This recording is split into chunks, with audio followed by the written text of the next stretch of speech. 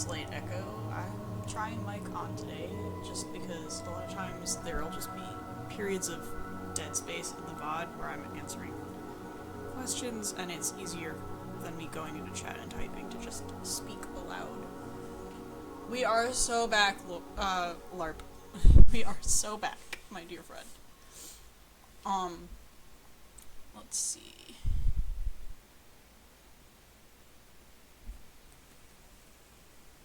Audio test, audio test. Audio test. Okay, cool, it's working.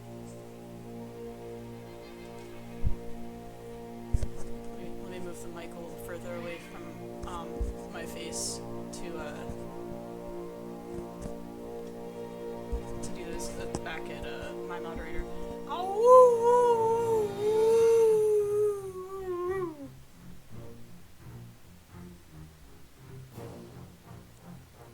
Is it not getting the music though?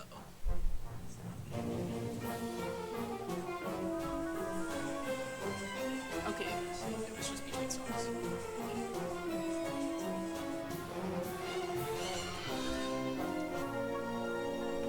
Alright.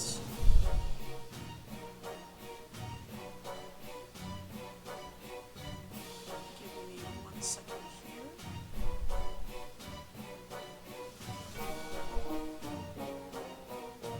You can stare at something for a moment.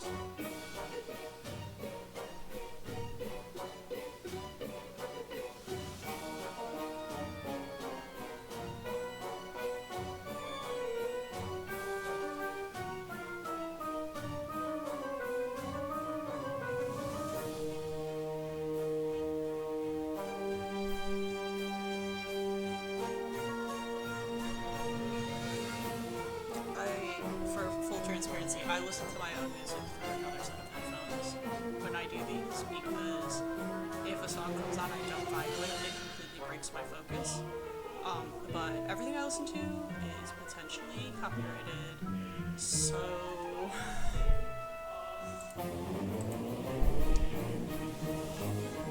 Y'all get which are so good. By the way,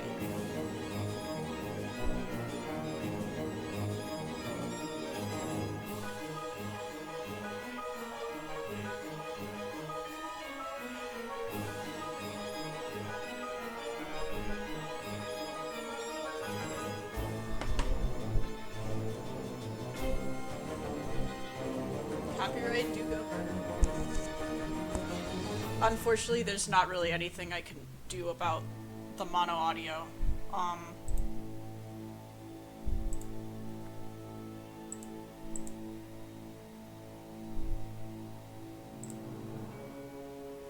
It's a setting that I'm not familiar with.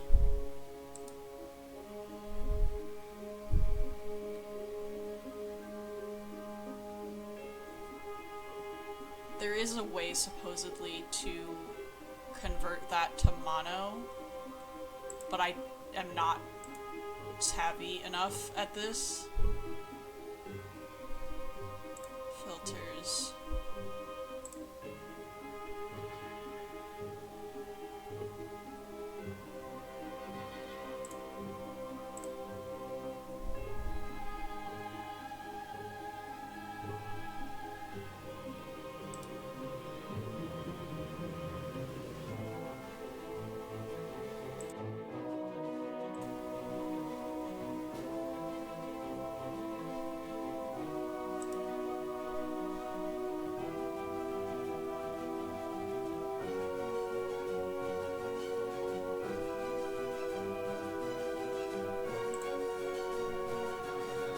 Yeah, there's nothing I can do on my end as of this moment to turn it off stereo sound. I unfortunately can't do anything about that for this stream. I don't know why it's different than my other stream, but it is.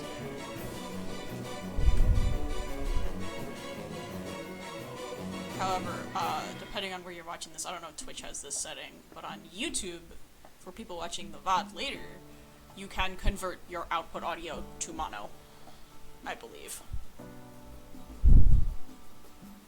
Sorry, I did not mean to bonk the mic.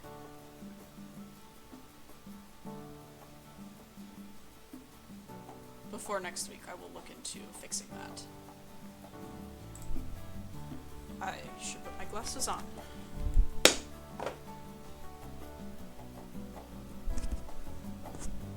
Also, I think I should turn my voice down because this background music is a lot quieter than my game.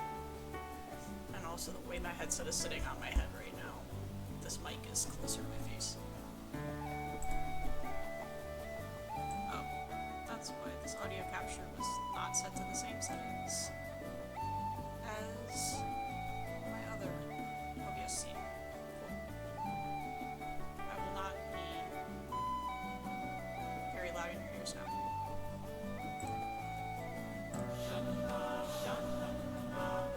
For those curious, I'm listening to Friday Pilot Club's Nowhere. I like that album.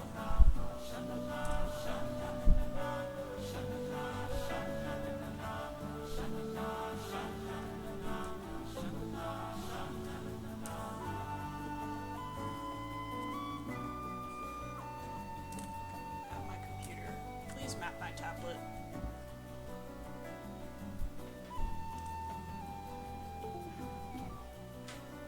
It hates when I open CSP before looking at my tablet.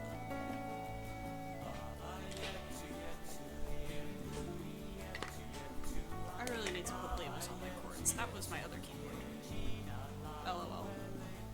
Alright, that's what I'm doing at the end of this stream, is putting my labels on my cord ends.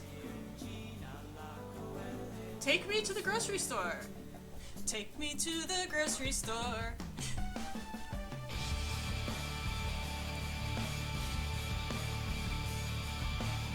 So, for today, I'm wearing my Sergio's t-shirt. So we are going to be buying Sergio's, among others. And also, I think next week I want to do another full illustration. Not sure who it'll be yet, but somebody's getting a full illustration. It may be the one of us. Who knows?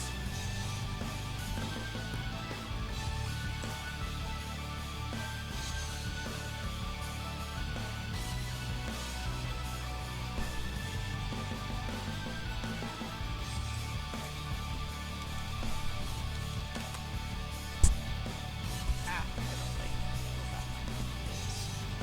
Relative to my hands.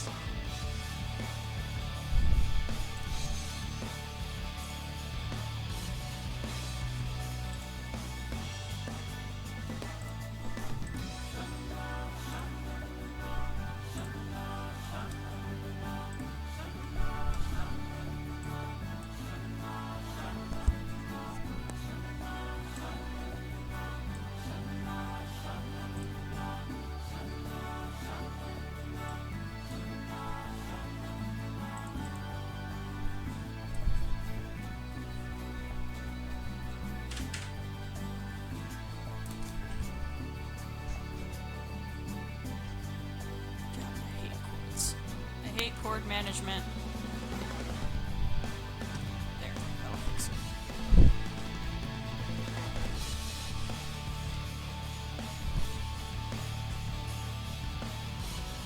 This is why my bass headset is Bluetooth, but the power supply issue with my computer paired with it being from 2019 means that I cannot, like,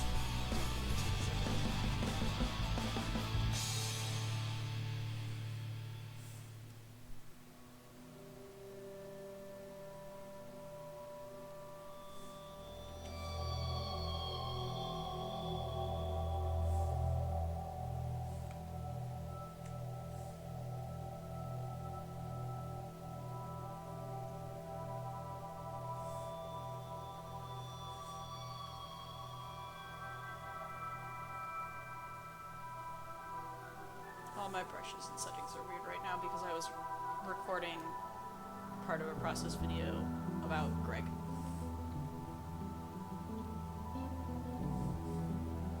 Greg lore.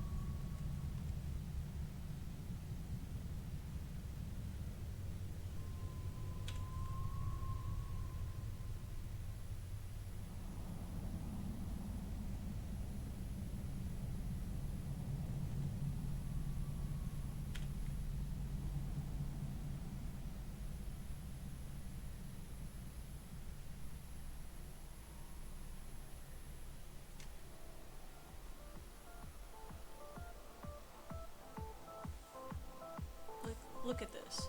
How can you not absolutely love him? And then his neck opens up like this. When he's angry. Like, look at that.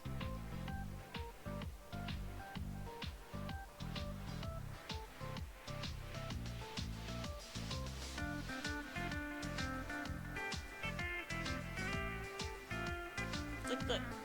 Just peek.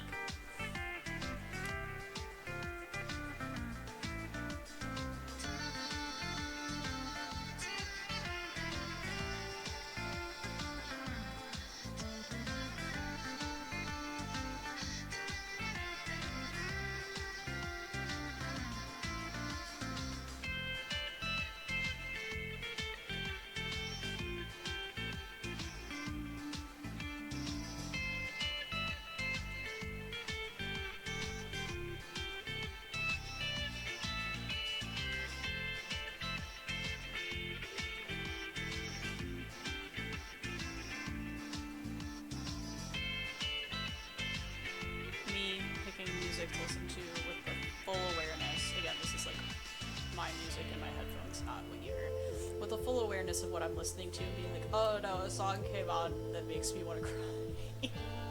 No!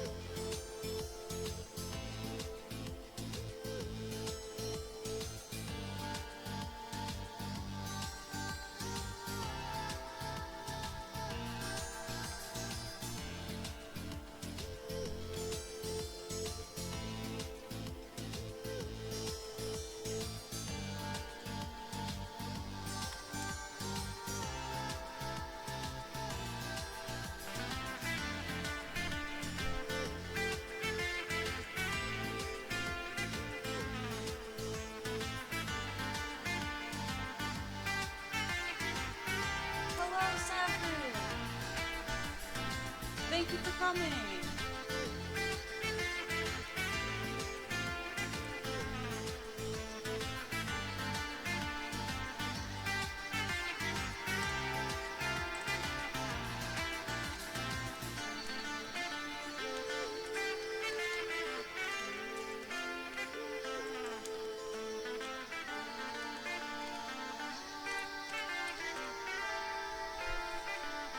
The support means a lot. I am less than 10 people to affiliate, which doesn't sound like a lot with 25 people, but kind of is a lot for me starting a month and a half ago. So, very excited. I don't expect to, like, support myself, capital S, support myself, but I want to be able to pay August more. August is my lead mod. And yes, confirmed on voice on stream, August does get paid.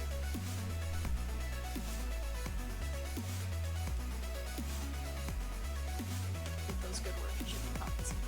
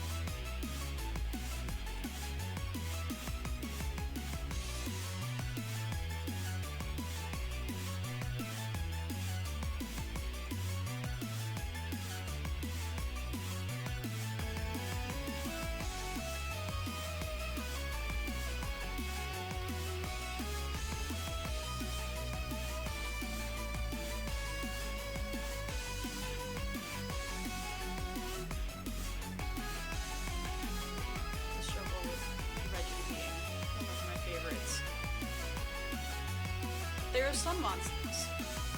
For example, Somnicat, which are relatively easy to draw. You can kind of just imply the texture, and it's pretty natural brush strokes. And then there's Reggie, where the texture is anomalous and difficult to imply if you don't have the shapes right, and they're just big enough that you can't just use brush strokes for them.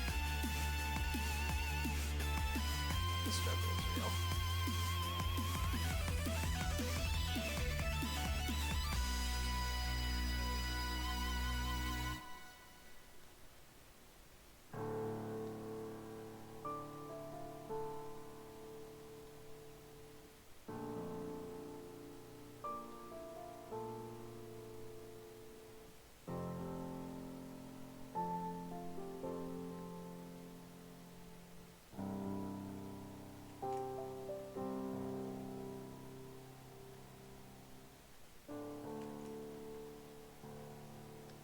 I'm not deliberately hiding a lot of the body behind the wings. I'm genuinely trying to do something with this pose, but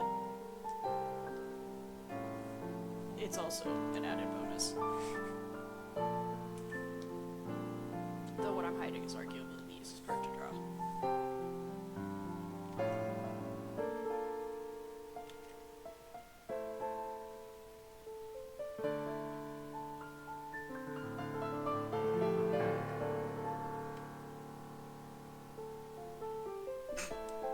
Grocery boss music.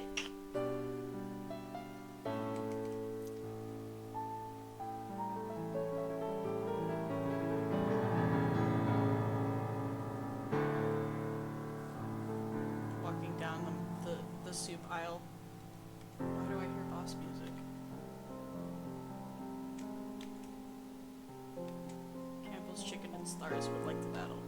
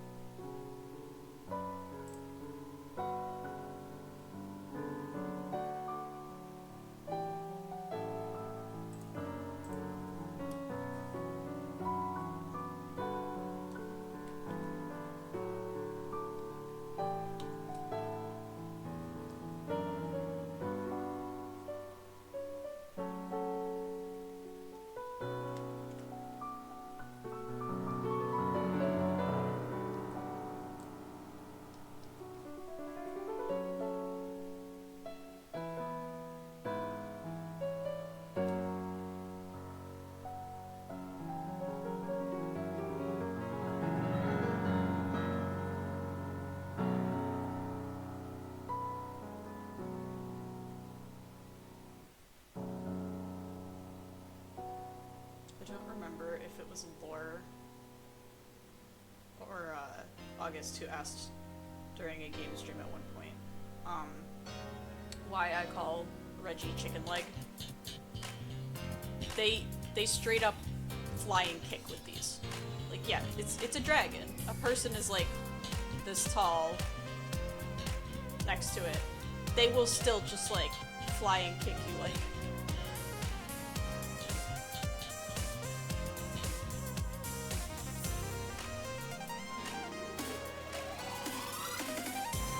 They will straight up just do that.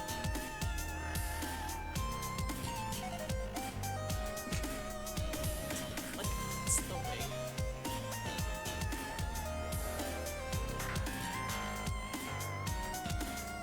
They just do this at like a human this big.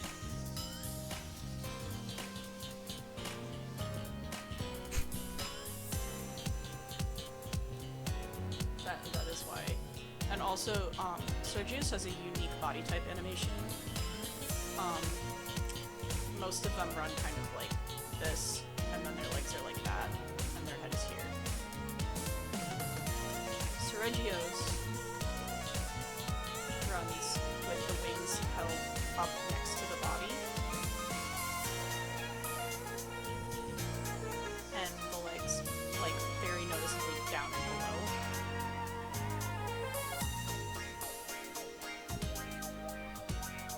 So like all of the weight is up, and then you just get chicken legs.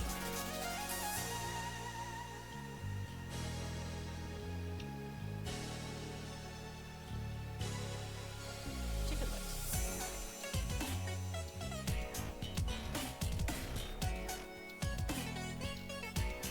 Yes, Lion King.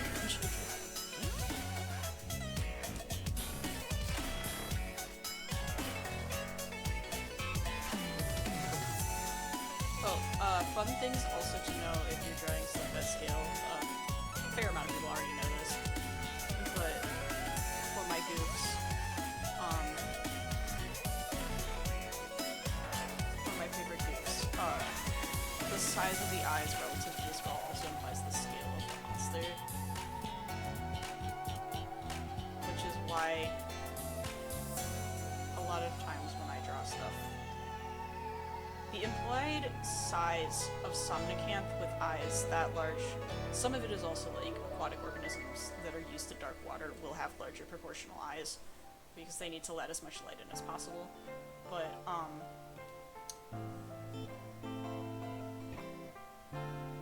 that's part of, I think, why I find it hard to draw chibis of, like, large beasts, is because, like, so much of the face structure is dictated by the eyes being smaller.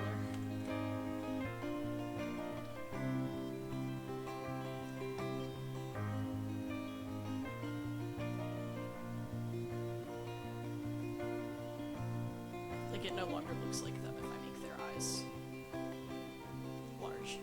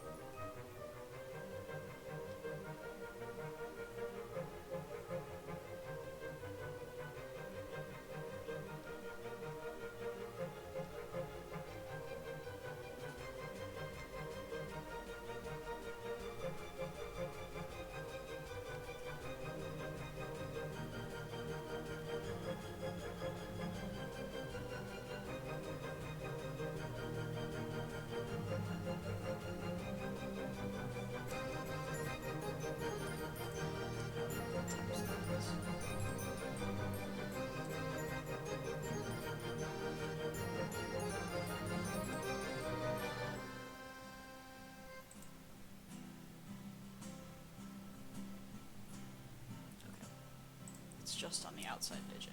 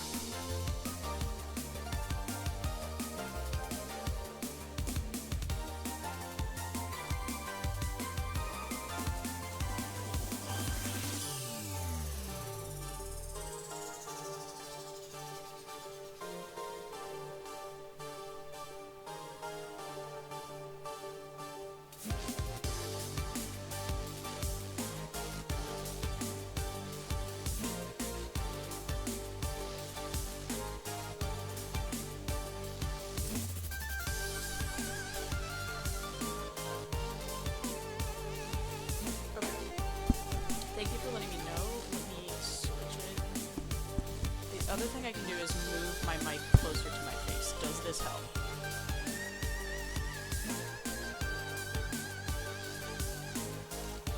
Testing, testing.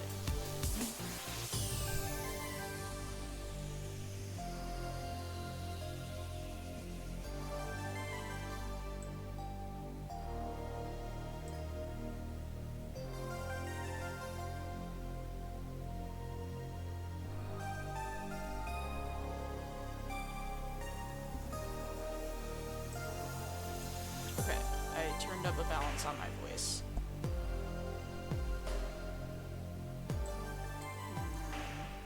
Let's scoot right way down.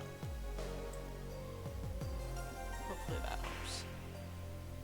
I talk quieter when I'm not in like an active conversation with people, so that's why my settings for the other stream don't necessarily translate well. Okay. Thank you.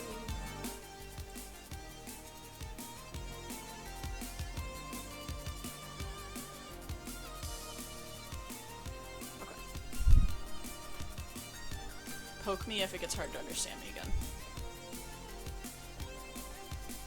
Part of the reason I had the mic further from my face is also that I have a tendency. That's right where I move my hands if I'm lifting my hand to like nudge my glasses. So sorry if I smacked my mic.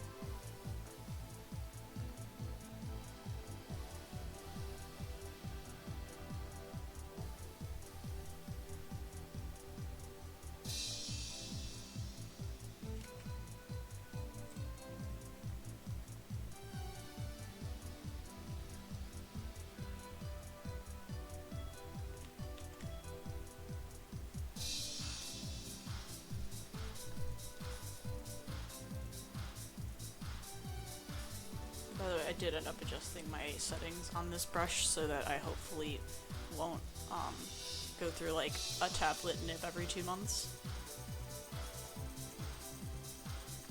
And also, like, full disclosure, this is an ancient Intuos 4. I got it a hand-me-down from my comics class professor in college, and it is broken. The low-range pressure sensor is broken, so I have to have the settings basically go like, so like 0, and this is like, so it's like, then there's like 5%. So I have it do this, where it's like no input, and then it goes up, instead of,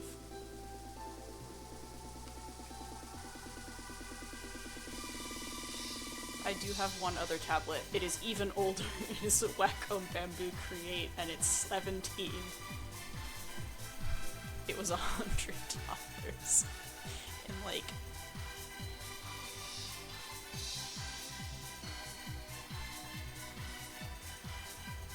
20. No, it's older than 7. Let me think about this. Math. I got it in summer of 2012. So that makes it 14, okay.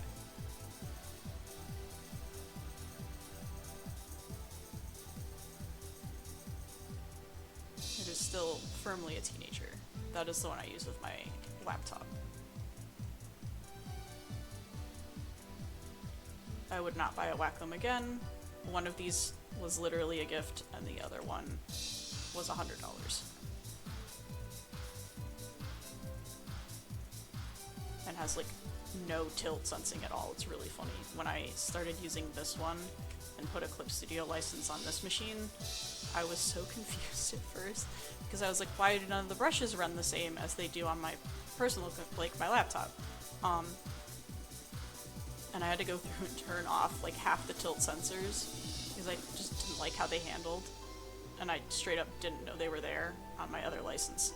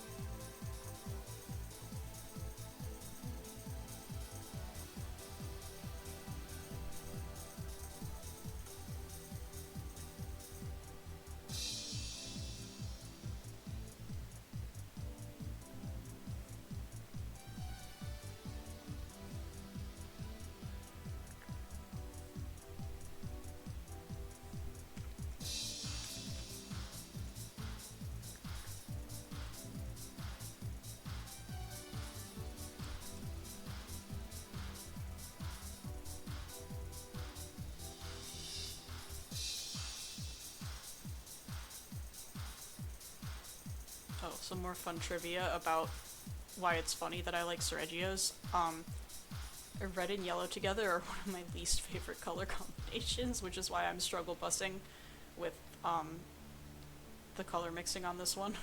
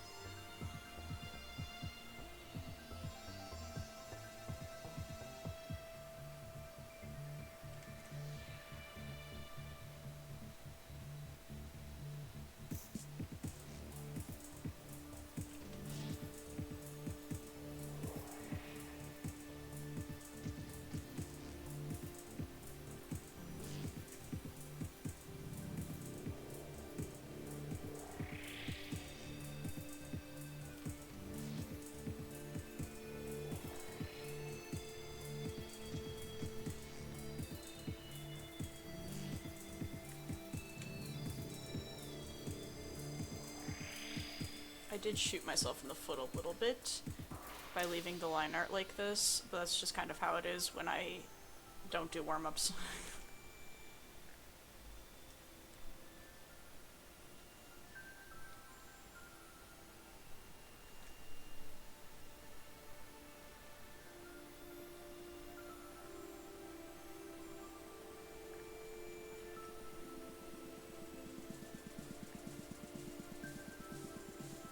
It's just a lot of extra rendering that I probably didn't have to do.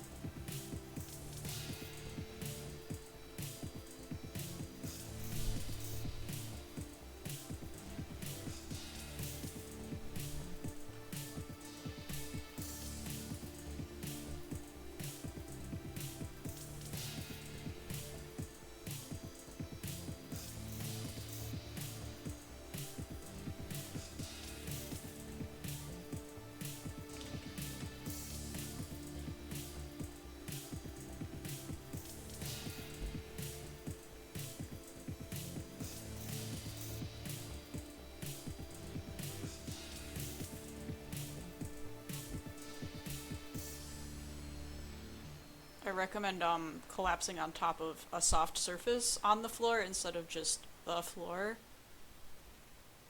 Personally, that gives me a lot less neck issues.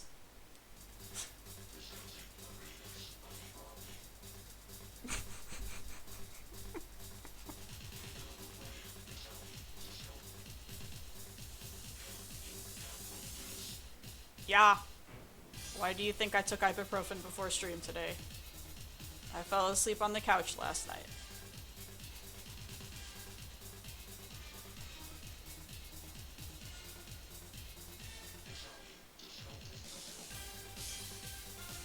I mean, it could be worse.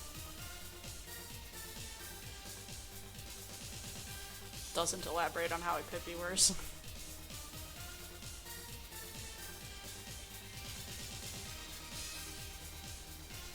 Okay, the how it could have been worse is,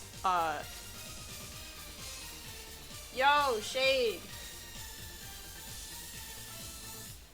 The way it could have been worse is if I just hadn't gone to sleep at all and watched meme video compilations until like 3 AM instead of falling asleep at like 12:45.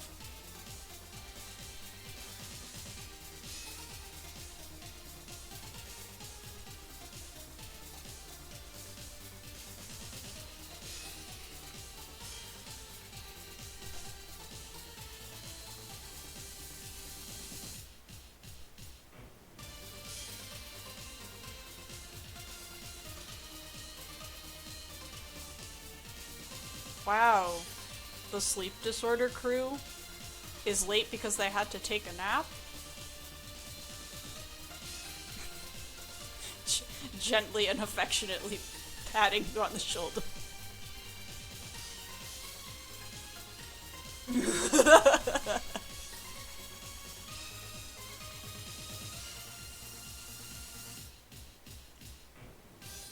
People in this chat who don't have problems either sleeping at the wrong times, getting ready for bed, falling asleep, staying asleep, etc. Raise your hand. No one will comment anything because everybody here has those problems.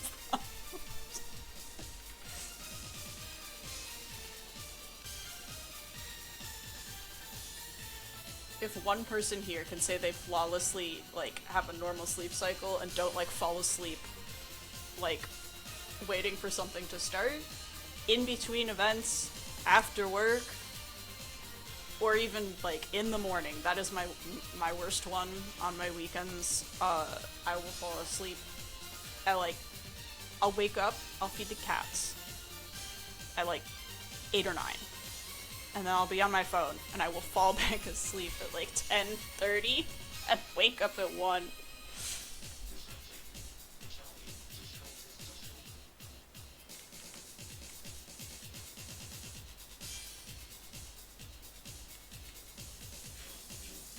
See, I would say something like, in my defense, I don't take my ADHD medication on weekends if I can help it, to give my nervous system a break. I don't know if that's an excuse, because I feel like it wouldn't happen if I actually got out of bed.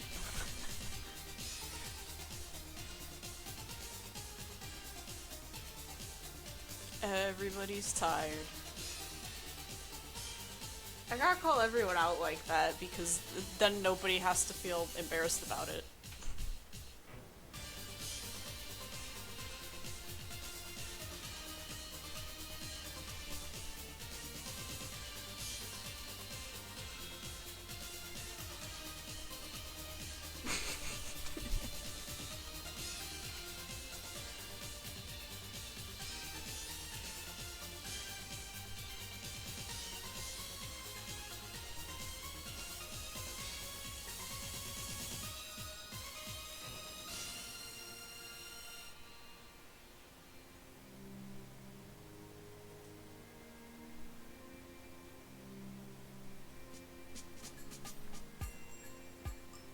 You've heard of the Justice League. Now get ready for the Unconscious League.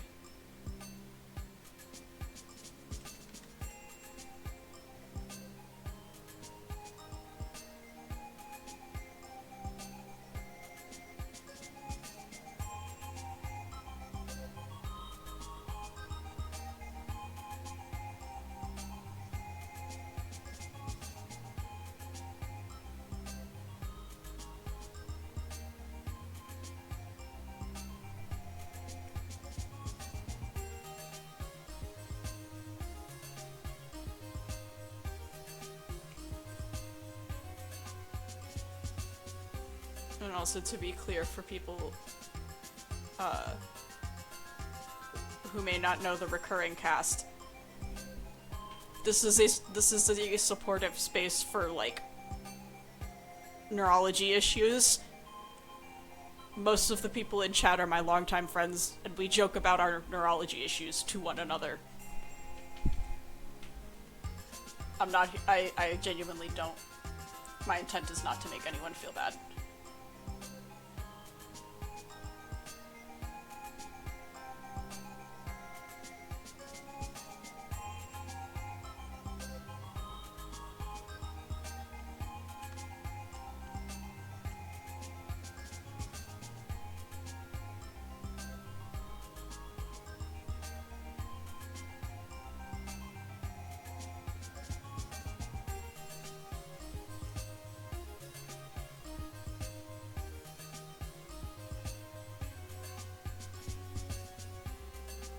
You were goosed with the Pokemon Muna for a brain.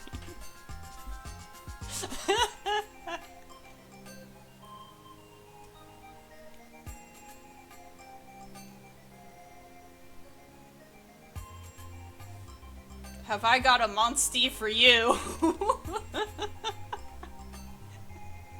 Monstie that makes you eat.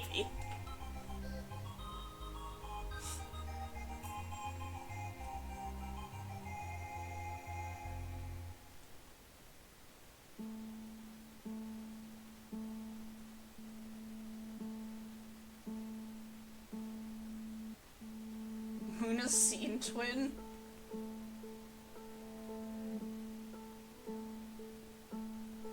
Now I need to see like a punk edit of Muna.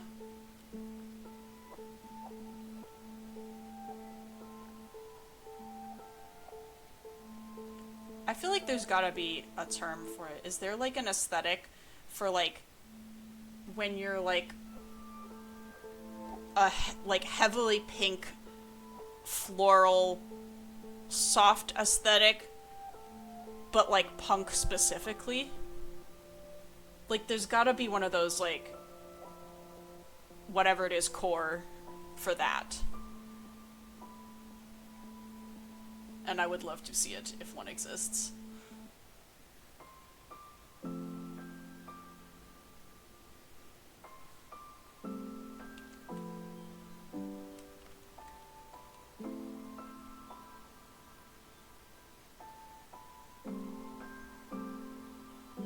Oh, true, there is pastel goth. Is there pastel punk? If there's not,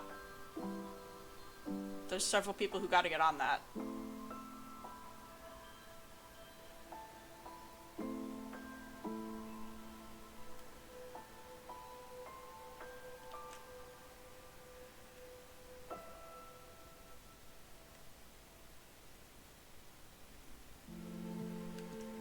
Kidcore is more eclectic, like brightly colored stuff. Like Toys R Us, Isle, Energy.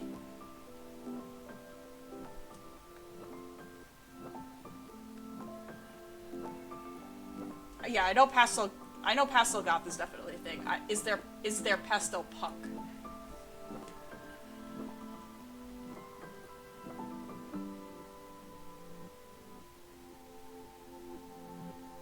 Nothing but respect for pastel goths.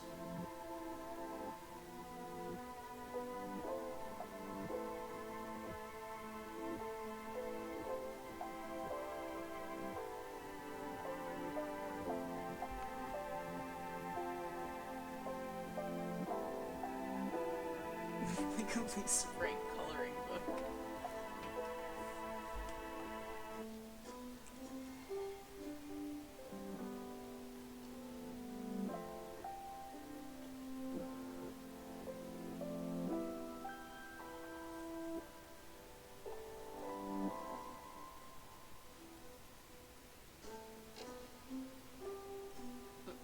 But yes, Kidcore is a lot close.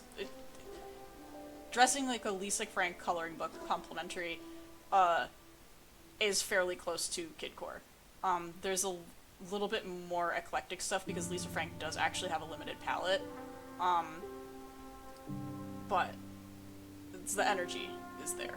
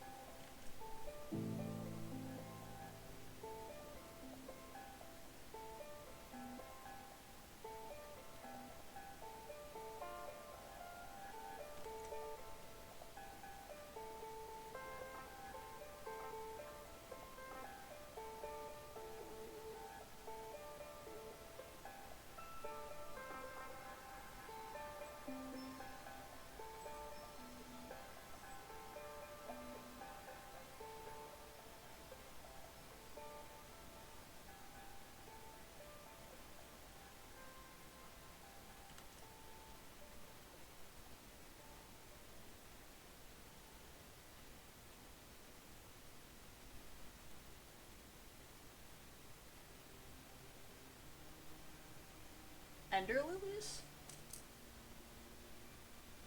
Oh! For the Neverwinter Nights. Cool. Note to self. Hang on, let me... Despite being in my art studio, I do not have paper immediately next to me. Let me just type that into my phone so I look them up later.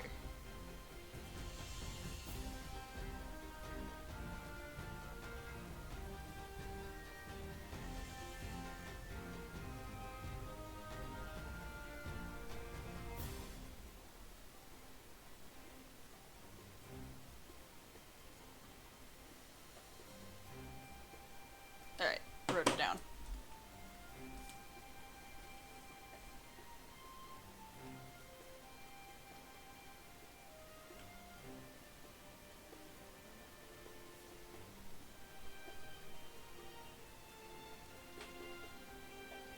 Also, if anyone is apprehensive about trusting August's music taste, every single person... August made me a playlist. Every single person I have put that playlist on for is like, this absolutely rules. August has incredible music taste.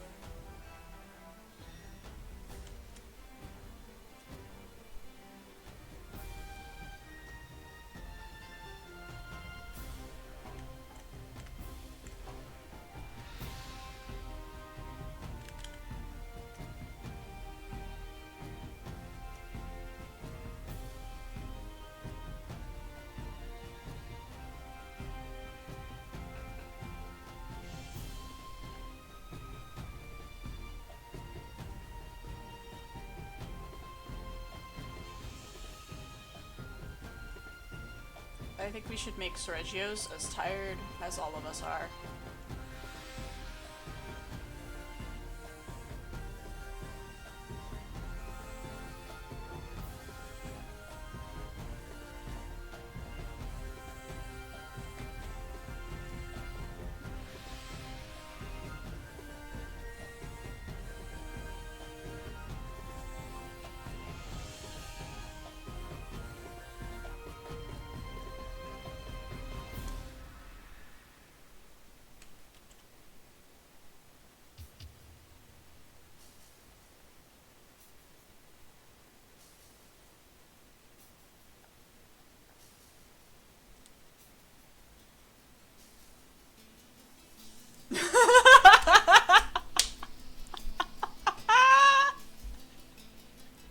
Sergio's, do you also want to double your sleep problems and give them to the next person?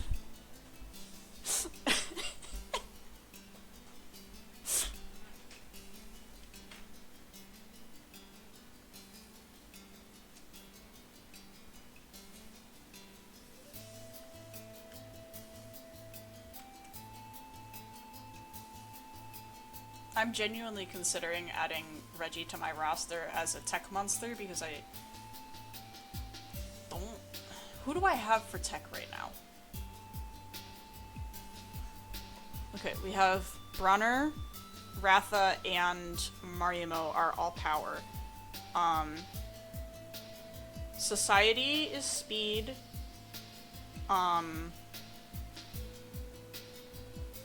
We're switching in... Okay, I will have a tech, because I'm gonna switch in Bishaten for Tobi Kadachi, the place that currently is occupied by Tobi Kadachi. Who am I blanking on? Oh, my swimmer is the last spot, which is Plesioth.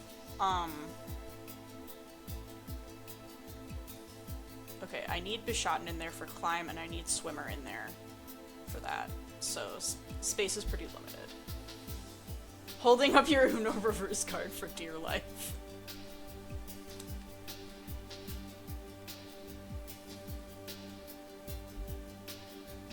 Me clinging to my job accommodations to be able to work without having problems for dear life.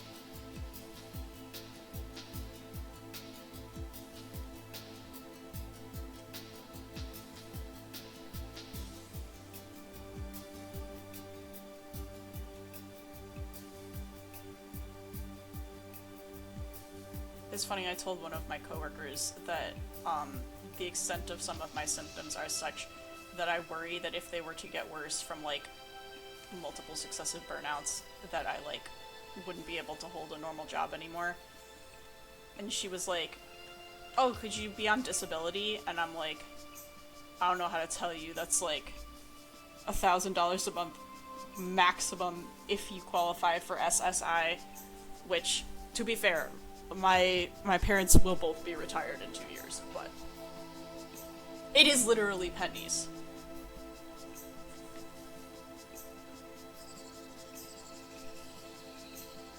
Not that I make a lot more, but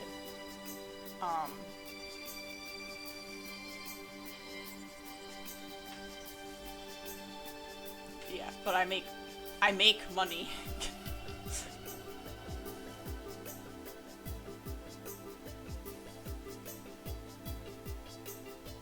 The person that she knows that's on it, I think just gets Social Security, like her own Social Security, is my guess, because this person is married. And I know a lot of times that affects how much you get if you have a spouse, but if the spouse isn't working, I think you can get it. But if you're living with another person, then that means your expenses are also shared, and it's a little different.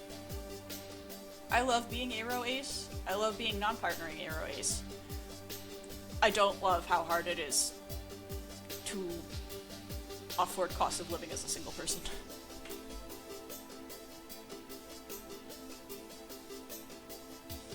Free lemonade!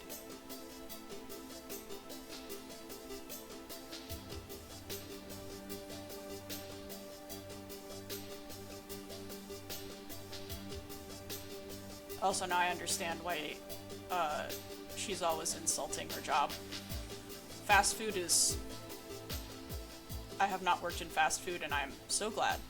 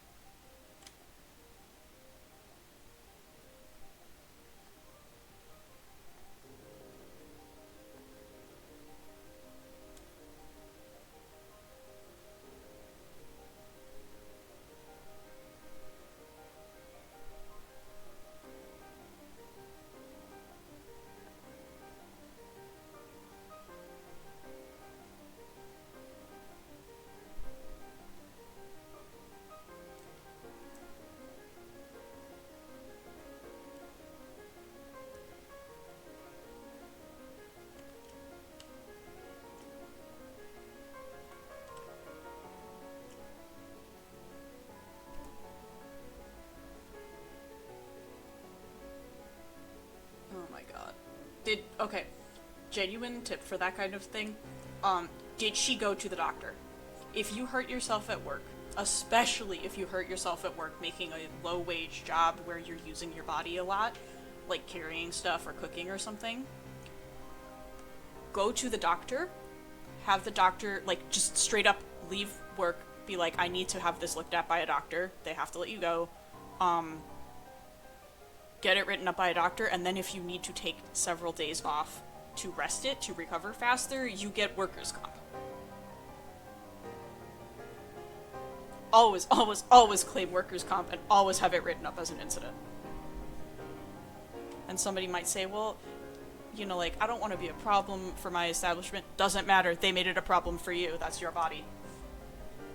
I'll die on this hill.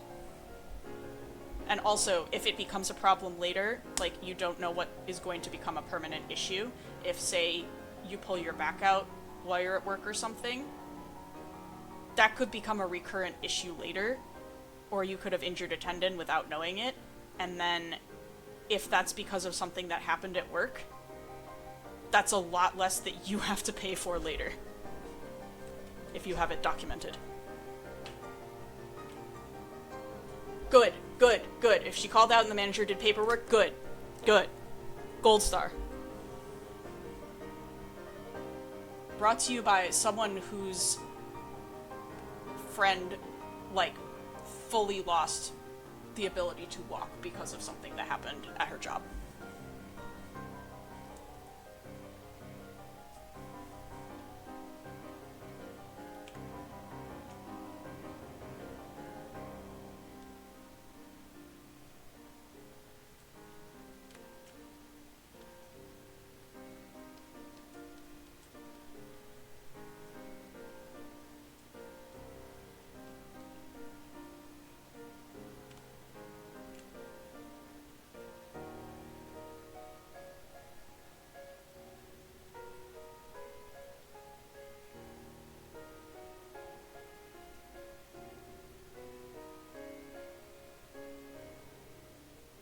Oh, God.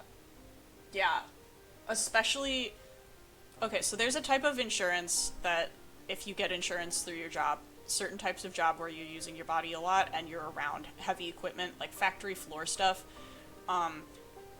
Even my old lab job had this. I did not get it because the type of lab work I was doing did not involve heavy machinery. It just involved a lot of electronics. It is called AD&D. It's called, which stands for Accidental Death and Dismemberment, because there genuinely are incidents when you're working with heavy equipment where if something falls on you, you can just die. And it's kind of morbid to talk about, but it's one of those where it's like, you should talk about it and know it's a thing, because if it, God forbid it happens, that way your family gets something. It's usually significant amounts of money, too, if it's something like you permanently damage your body.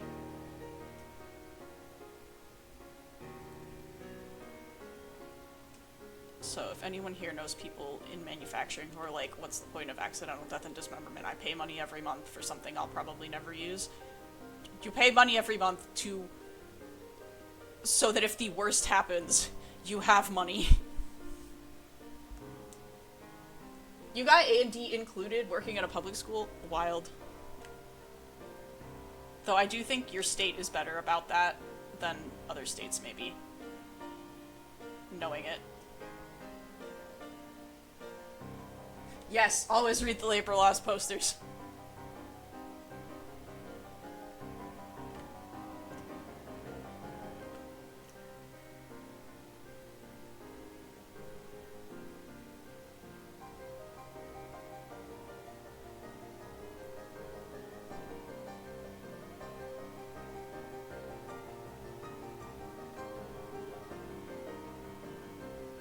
It's like now more than ever with just the way the economy is, and how stingy a lot of companies have gotten. Know your rights. Know your rights in the workplace.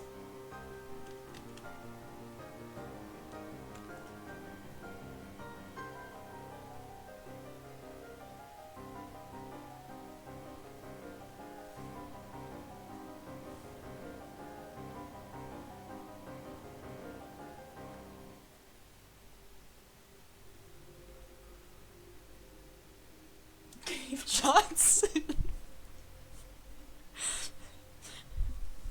I feel like there's better characters to advocate for workplace safety with than Cave Johnson, than Cave I Hate Women Johnson.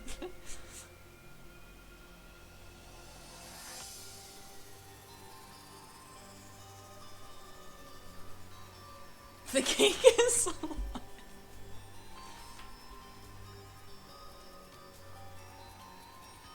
also, like, one of the things that's happened at my workplace lately, not like an incident, like this is lighthearted, in terms of just, you know, a workplace is starting to go downhill when they stop bringing you treats to appease you. When the free pizza disappears, it's all fun and game until the... You stole your lemons. Did you file a police report?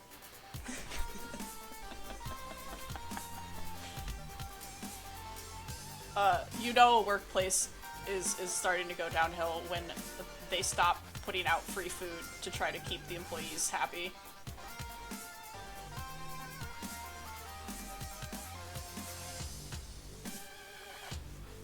Yup. He poured lemonade.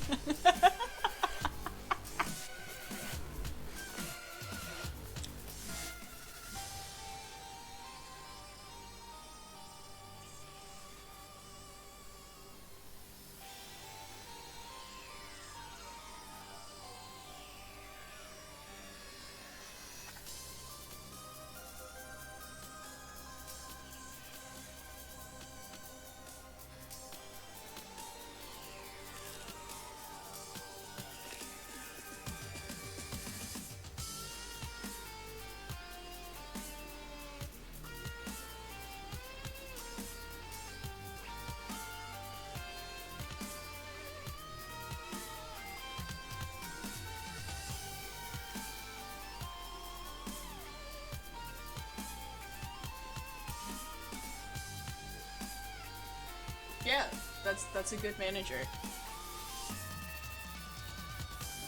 Okay, so that, you know, they could also be a bad manager in other respects, but if they're at least, like, thinking of you in terms of like what it feels like to be on the floor. One of my managers, I've worked at this job for 2 years. One of my managers came up to me to apologize for, it was like a, I got like a shout out or something, and the person in the shout out is not an employee, it was somebody, like a customer. And the customer misgendered me, which is very common at my workplace. There's a lot of senior centers nearby, so whatever. I'm used to it. And she apologized and admitted she did not know that I used they them pronouns. We have both worked there, like simultaneously together for the entirety of my stint there, for 2 years.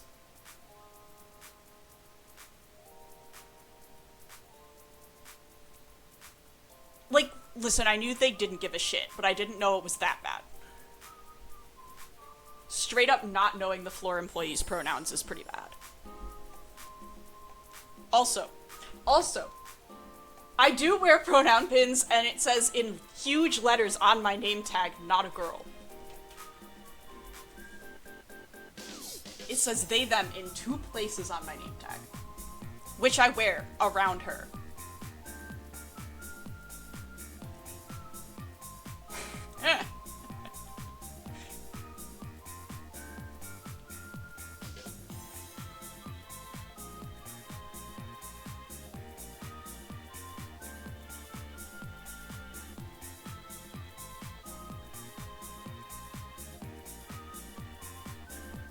Enormous amounts of not giving a fuck for somebody who remembers every single time I'm socially awkward around a customer, like, once every, like, 3 weeks, when it's, like, it actually causes an interaction to slow down to a point where it's, like, the managers are like, there's a line forming or something. It almost never happens, but they remember all of those, but not my pronouns.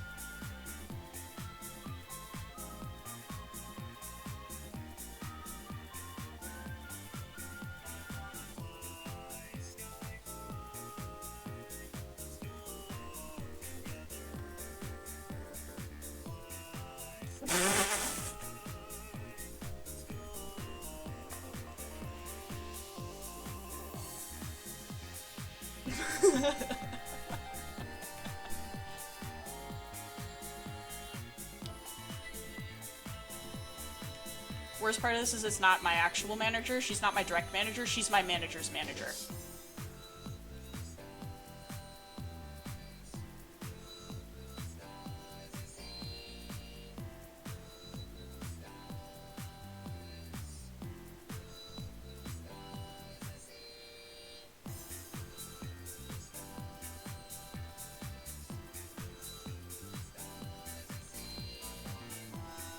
Oh, this is just also a general issue I've seen a lot of places, but my workplace is really bad about it too. One of my coworkers is a she/her, to my knowledge, cis lesbian who just dresses kind of mask, and every single person they them's her. She has a she/her pronoun pin. Like, it could be a lot worse. I could be working somewhere without gender neutral bathrooms, but we wear them on our clothing. We wear our pronouns on our clothing. What more can we do?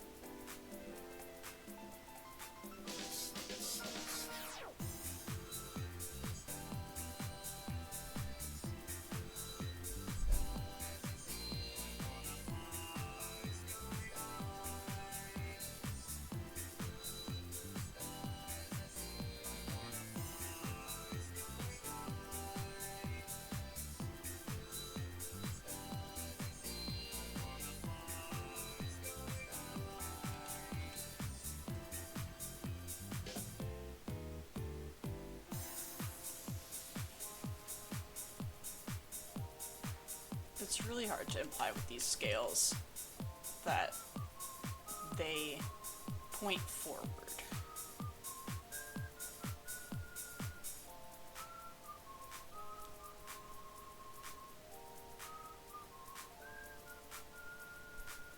Like, the shape of the scale is like this.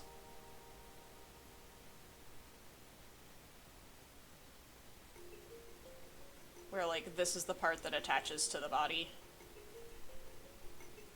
And it points this way, so, like, this is the point right there.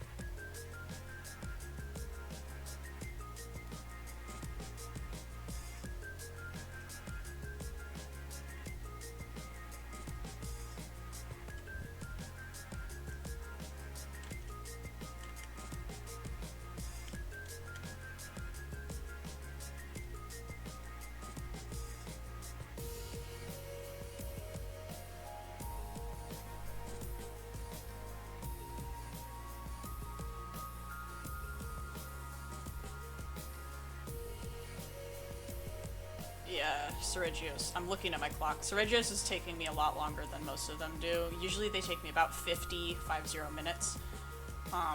But there's just so much extra rendering I have to do for the scales.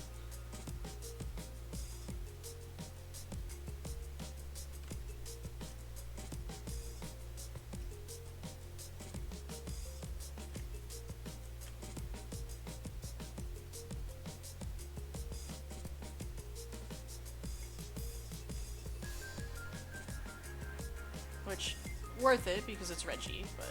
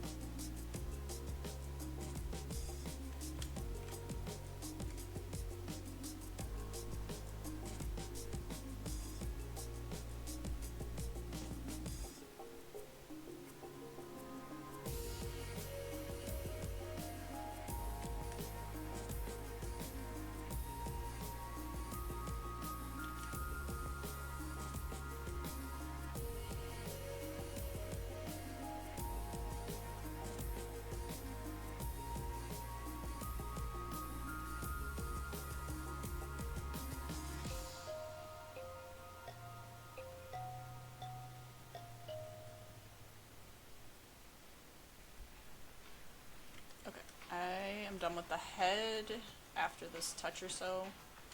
And then I need to zoom out because a lot of this is so small that it's not actually where I need to spend my time rendering. Otherwise I could be here for 5 billion years. And I do at least want to get one other monster done today.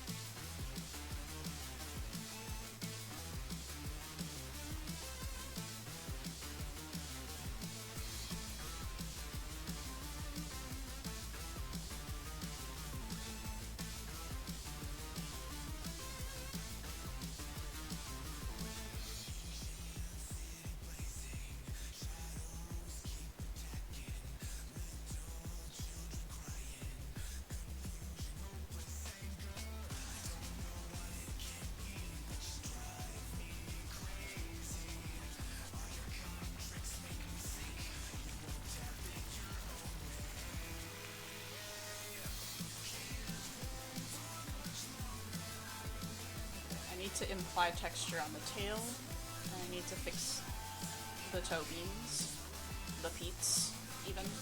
And that should be it for Reg.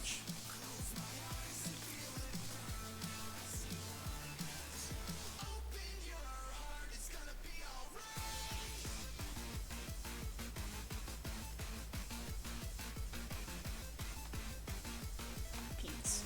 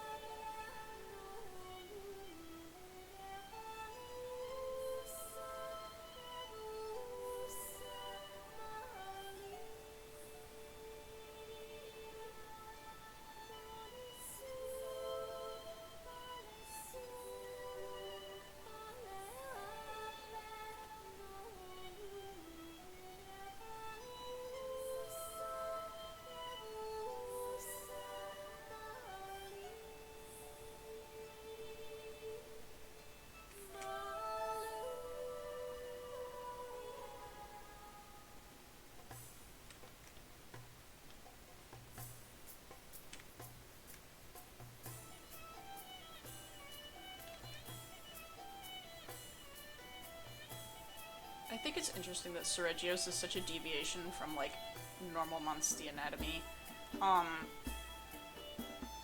So, like, there is kind of a pattern. I mentioned, in chat on one of my previous art streams when I was drawing how many rays were in, maybe it was, like, Plesioth's fins, I don't know. And I was like, I don't know why I'm counting this, it's 7.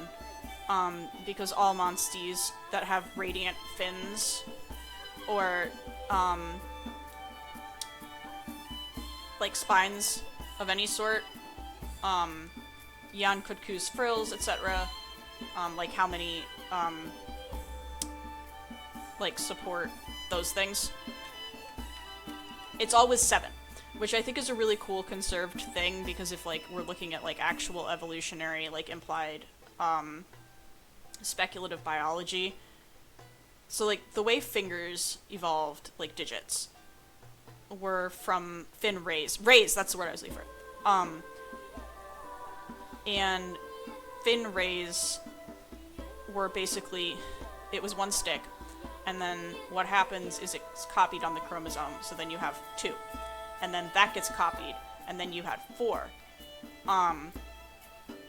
And sometimes you can get odd numbers, because if it copies around this being the center point, then it'll flip to the other side. It's a messy explanation. But 7 is a completely normal number for that. Like, that makes sense if you're, bilaterally symmetrical with the 7th ray in the center.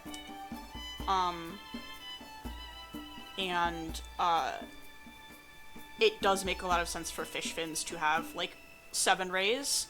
The same way it makes sense for human digits to be 5. You'd want fewer of them, and they can fuse together if you need things like, when you look at, like, Tiktaalik hand bones and stuff, you see fusion of rays to form phalanges.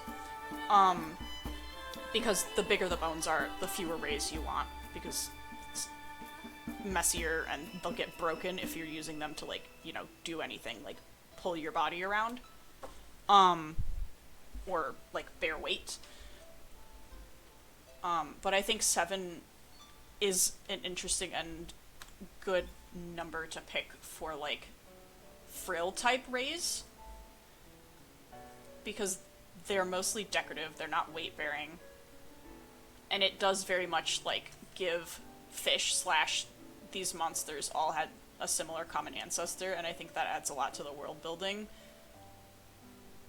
Like, I need to get the art book. I think I looked at it at one point, for World, and they, like, detailed, potential reproductive strategies for Nergigante. Like, it's technically unknown, but, they hypothesized that based on the scale regeneration, the scales themselves can clone an entire Nergigante. Which is so cool and wild. Like, that's something you really only see in plants and flatworms, not, certainly not chordots, which are, like, skeletal animals.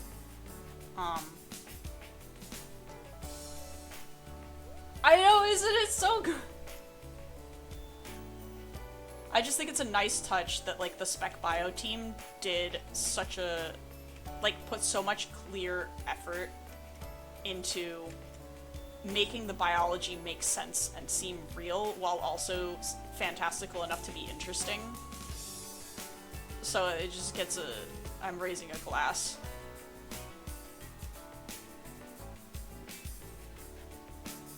And it's like, it's clearly gotta be something they've talked about, because I will not believe that all the monsters are designed by the same artist. If true, Wild and the time span involved would be massive, and I would be so glad that those people had, like, steady jobs for that long. But because of that, there's probably, like, an internal, okay, you're making a monster, here's the general understanding of, like, biologically what's gotta be going on that's shared between, say, fanged wyverns, between flying wyverns. And that amount of forethought and planning deserves commendation from me.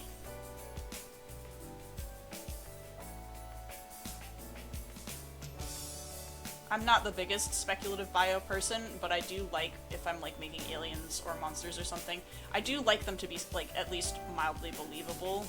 It's soft sci-fi, but or sci-fant, but there's just so much extra detail put into these games. And it genuinely shows.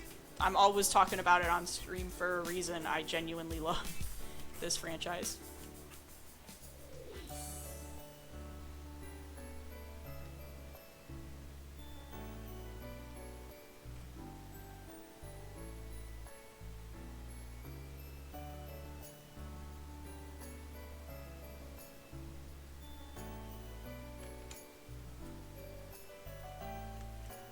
That was part of why I picked Monster Hunter for this. One, because I'd wanted to play stories for a while and just didn't have money for it until recently.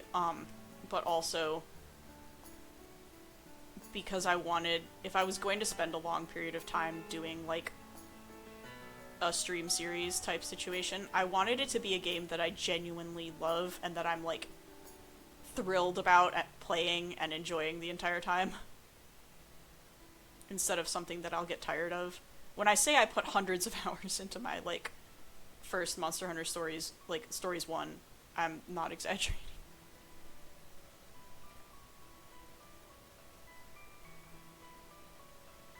I started an entire second stories 2 file after I finished my first one.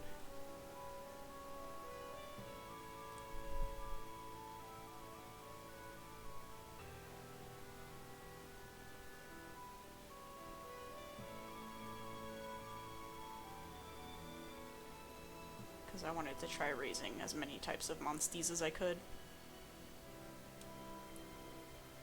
Especially because, so I've mentioned it once or twice, in the first stories game, there were like objectively good and objectively bad monsters stat build wise, and they really did their best to correct that, and some of just the issues with combat and movesets in stories 2. And those quality of life updates genuinely made a lot more monsters playable than had been in previous. And so I was so excited where I was like, I can actually use this monster and not be angry the entire time.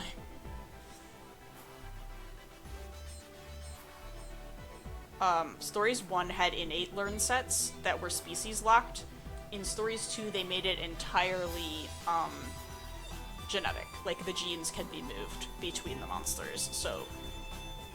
And every monster you can eventually unlock all 9 gene slots. They did have some issues where, like, more common species would have more locked gene slots, and then they've gotten rid of that in Stories 3. They really do seem committed to improving quality of life with the games. Which I can't say about some other franchises that I do still love as franchise, like, as concepts. I've not been especially pleased with the most recent Pokemon games.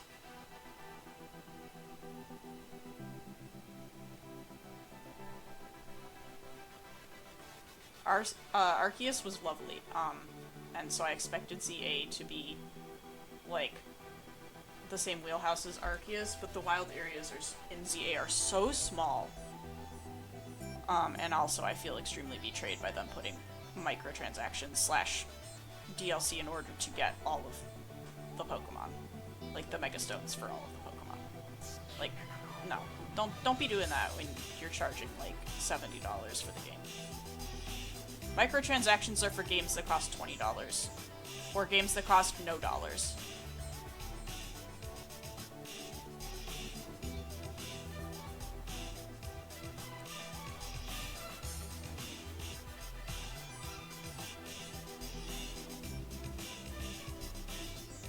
Yeah.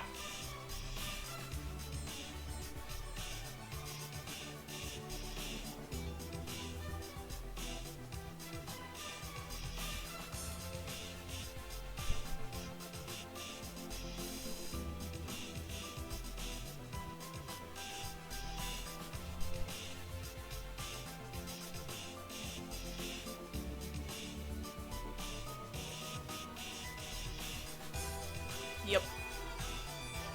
Because the whole idea of, like, I'm paying for the game is, like, this is how you make your money. Do not make me pay to play a game I already paid for. DLC is on thin ice. It depends how much of a DLC it is, and how much the package costs.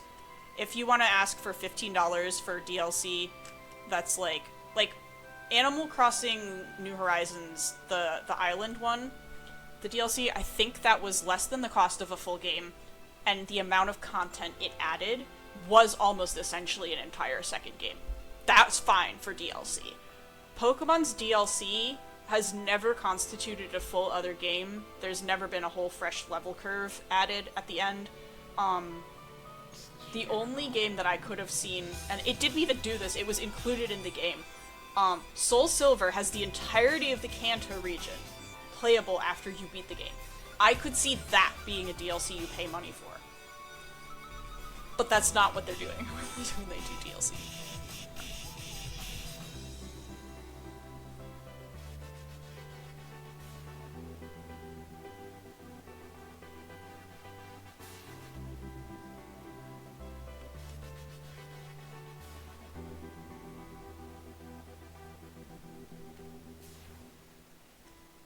And I'm also just done with console gaming after they've started doing Switch 2, which is just Switch 1 with very few of the actual problems of Switch 1 addressed. But that again. And I'm just not interested, and I also don't have, like, an additional $200 to $400 sitting around to buy that. I have to replace my computer power supply. My computer, which is literally 7 years old and still runs fine. Why would I buy a console when I have this? Though the data center parts scarcity is also making it hard to get computer parts these days. Because we can't have anything nice.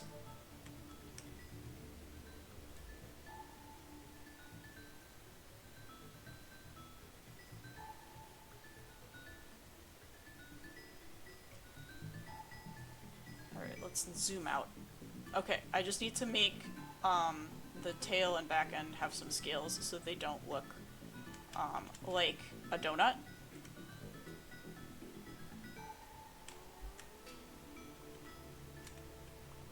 I'm zoomed in slightly too close. There we go.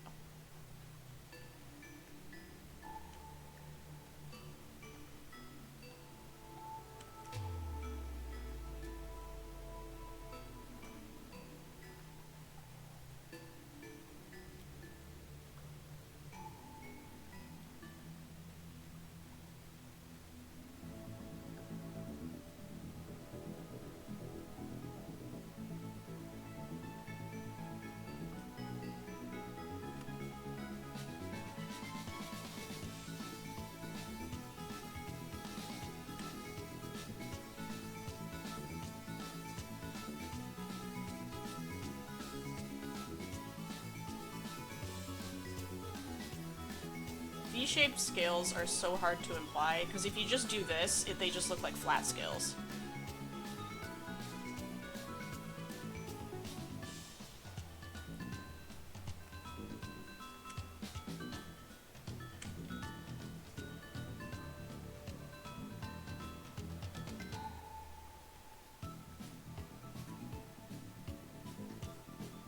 I'm doing an easy one after this. I have to figure out who is easy enough to be.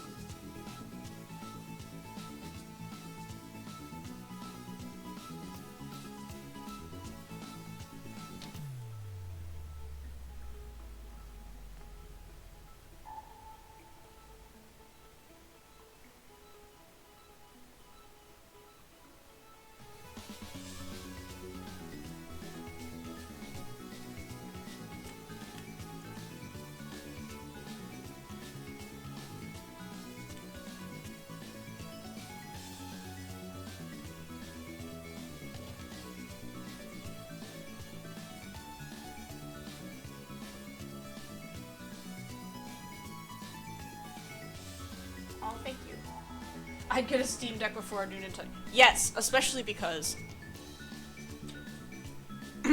if you were to completely legally purchase the games, but also, I don't know, wanted a second save file or something for reasons, there may or may not be methods by which you can play console games on Steam Decks. You didn't hear it from me. I say, in a stream file that will be forever on the internet.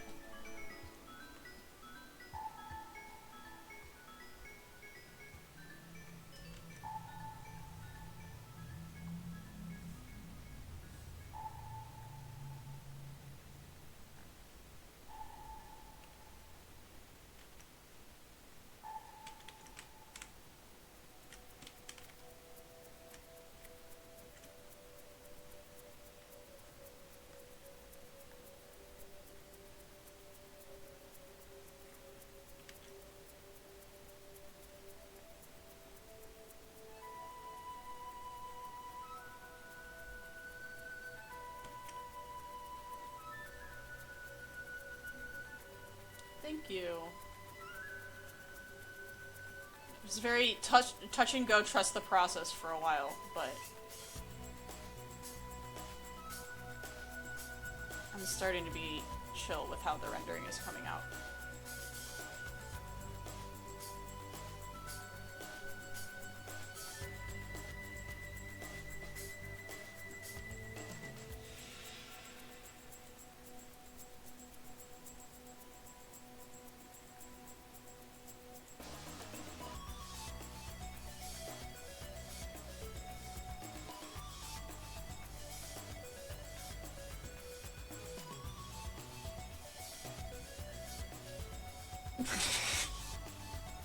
I'm glad someone does. I don't always.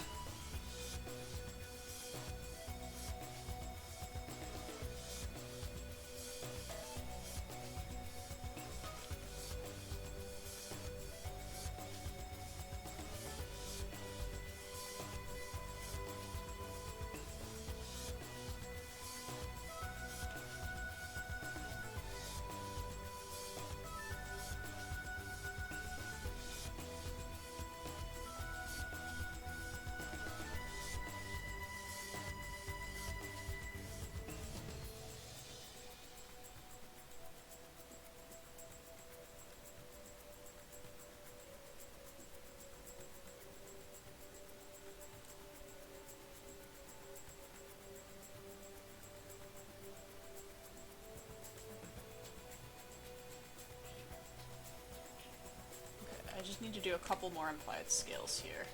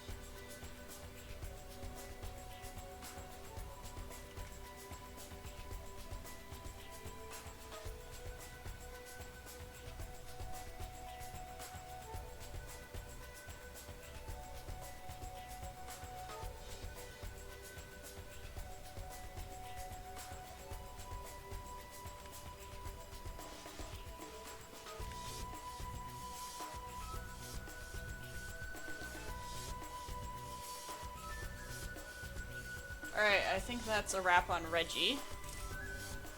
I do like it. I think it has sufficient texturing. Alright, who else do we have on our roster that I need to get through?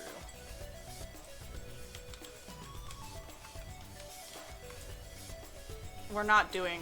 I'm gonna put off Nurskilla as long as I possibly can. Just like warning you now. It's gonna take me forever to get to Spider. I'm not the world's greatest insect person, like in terms of drawing them. Thank you. Who do we have so far? We have, like, that needs drawn. There's Acnosum, there's Purple Gypsrose, Legiacris and Ivory Legiacris we just got.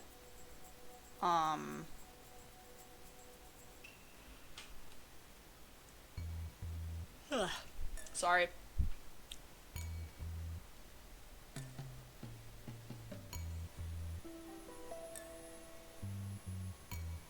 There's Aurora Somnicanth. Maybe I'll do Aurora Somnicanth.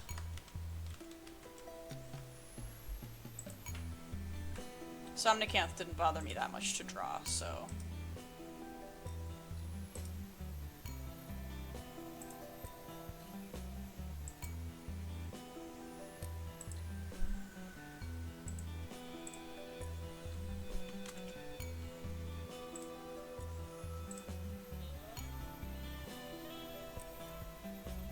Unbelievable! Yeah, the guy that did the turnaround animation of a Weevil is bad at drawing bugs. Confession, you heard it here first.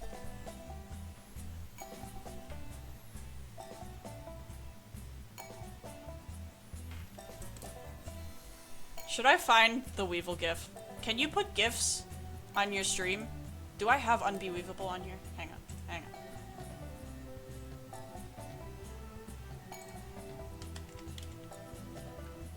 No, it's on my other machine, alas. I will see if I can find the Weevil gif for Thursday. And I will see if I can put it on my Twitch background, or if I have to just, like, screen capture photos. But I do have the Weevil spin gif. That I spent like 6 hours of my time making because my computer did not have any of the plugins to make OpenTunes work, and at the time I did not know how to animate properly in Clip Studio, and even now I still prefer like moving the still images that I make in Clip Studio into OpenTunes to export properly. OpenTunes is great in terms of like, yeah, this is like, you know, a fully free professional grade animation software. OpenTunes sucks in that the UI is not intuitive, massive. You have to set your screen zoom. If you're using something like a laptop, screen zoom is usually set to like 150% default. You have to set it back to 100%, which makes it extremely hard to see anything on there. This machine that I'm working on right now is my desktop. So it is default 100% zoom because it's built for a larger monitor. Laptop monitors are more compact, so you can carry them, so the zoom is higher, make everything bigger enough to see. I literally have like a file on my desktop which is how to make OpenTunes work, which has the instructions for how to set up the UI so that I can actually see it. This is also true, by the way, of Shotcut for editing videos. When there's that much stuff that has to fit on your screen, it is only optimized for large screens and sometimes even multiple screens. And I don't like that. And I don't like that if you collapse windows, you have to like go through UI editors in like the file menus to get them back instead of just reducing them to like a collapsed tray somewhere. And if they do collapse to a tray somewhere, like Clip Studio has like this situation going on, which I like. I like that I can just open this and I can just close that. More programs should have that.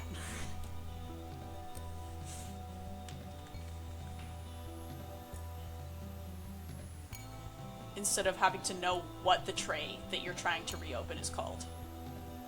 To be able to look up directions for how to reopen X tray.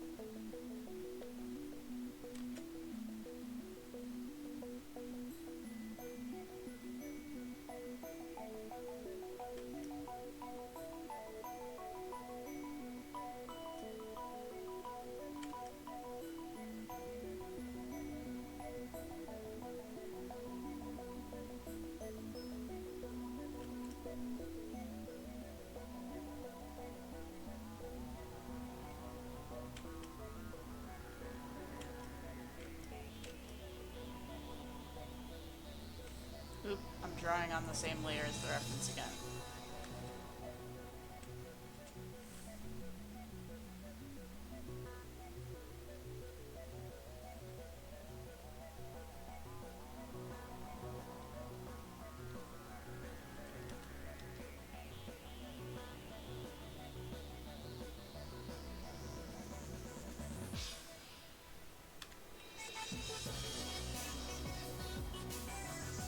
I want to make this one look like he's really mad at you, but he's also scared of you.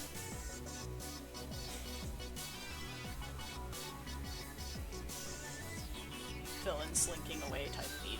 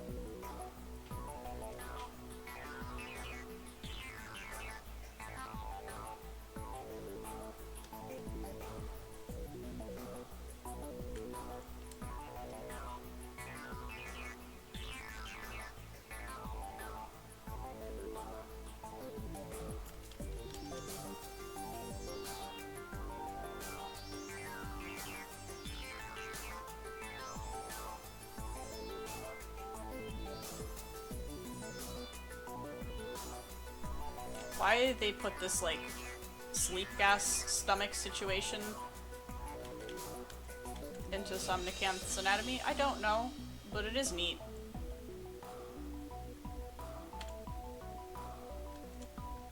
Once again, it's weird and freaky, but believable in a way I can't really articulate.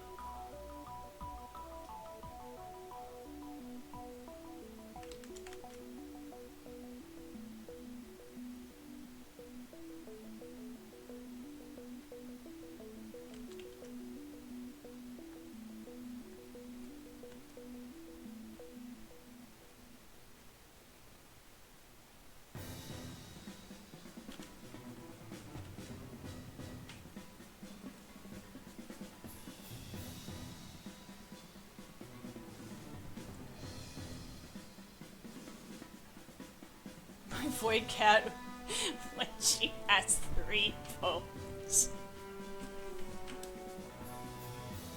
3 is, like, honestly kind of a medium amount for her.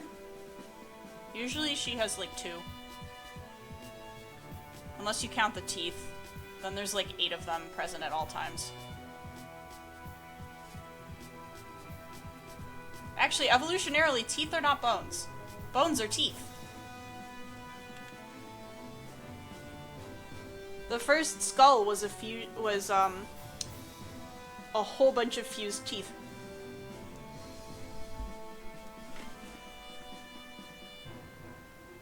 I am not an evolutionary biologist, but somebody I went to college with was. and we covered it in some of my classes, and it stuck. Because I think it's neat.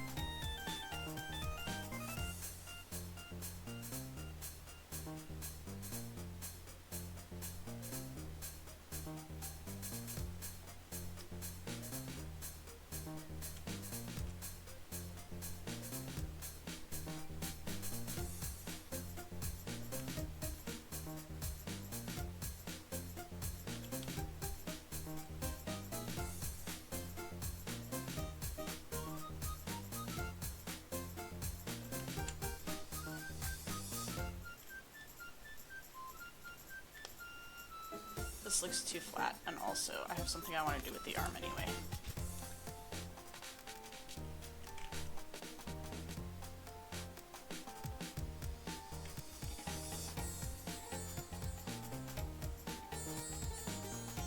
So I want to be able to see the arm fin.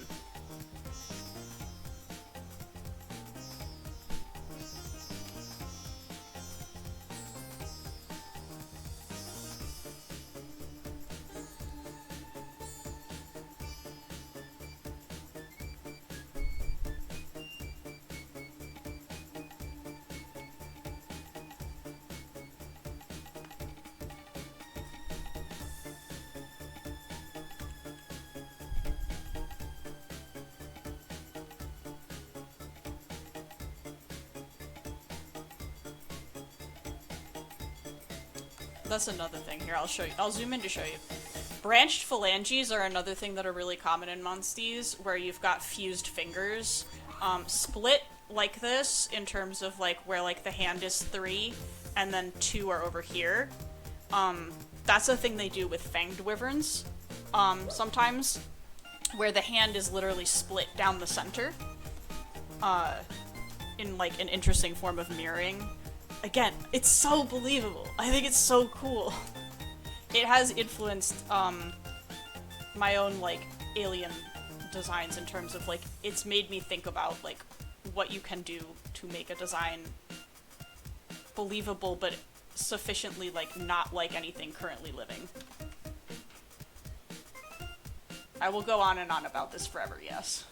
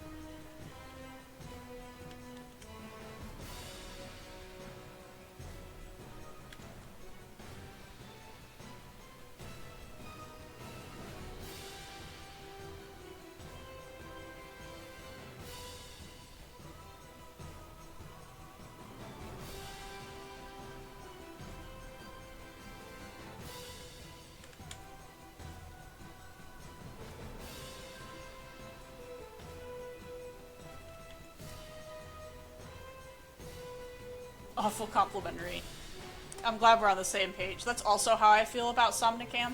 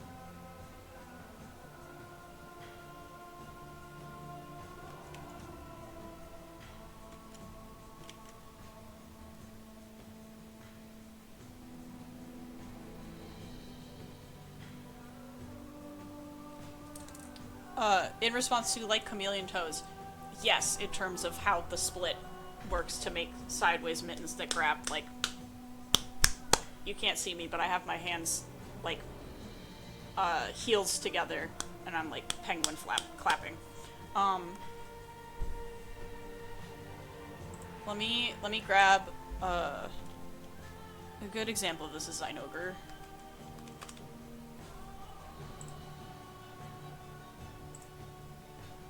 Come on. Google.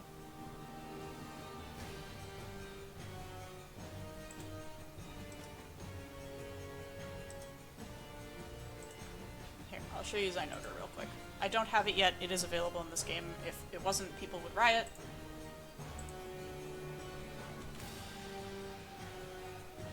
So here's Zinogre. These two. These are the quote-unquote ring and pinky finger.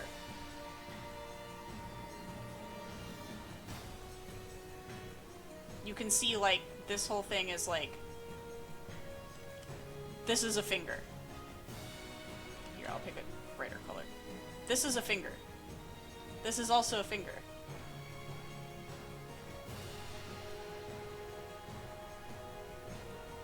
Yes, it's a dog. Dog, dog, dog, dog, dog. Also, these horns flip upward a little bit, like this. And get full of electricity.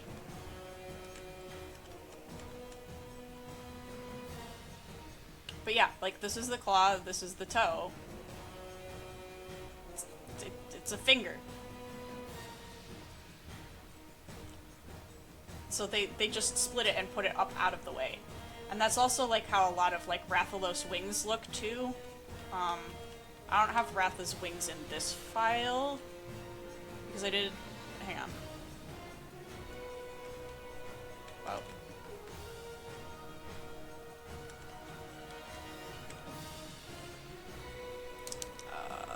Let me... It's easier if I just grab an image.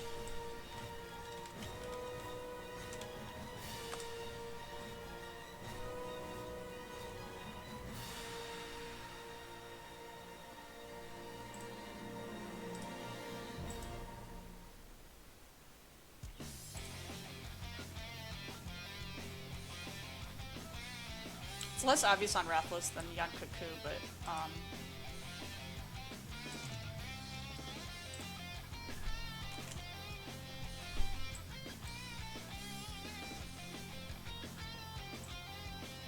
okay.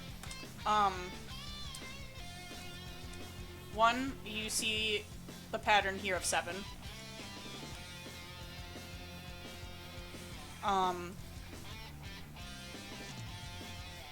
And Rathalos' fingers are like a typical bat-like spread, but on some of the wyverns, you'll see they'll have like 3 here, and then 2 here, and that forms the wing.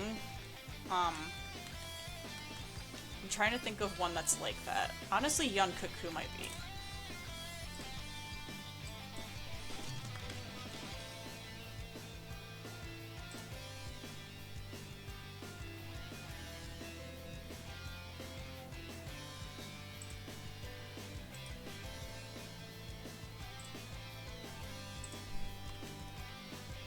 No, that's too small of an image.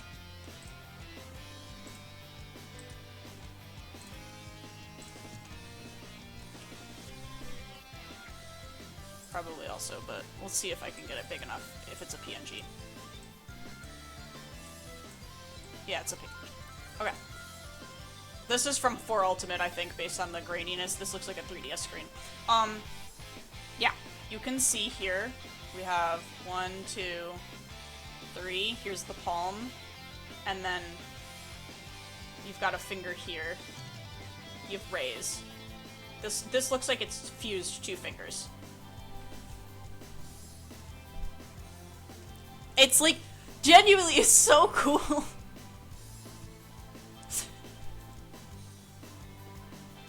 Also, good eyes have.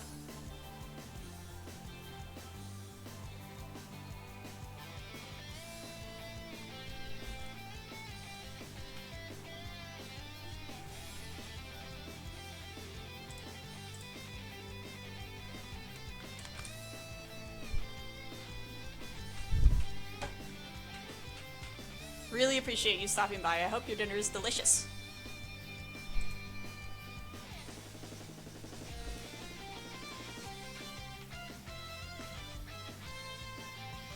Anyway, this is me being mildly ridiculous about Monster Hunter spec bio.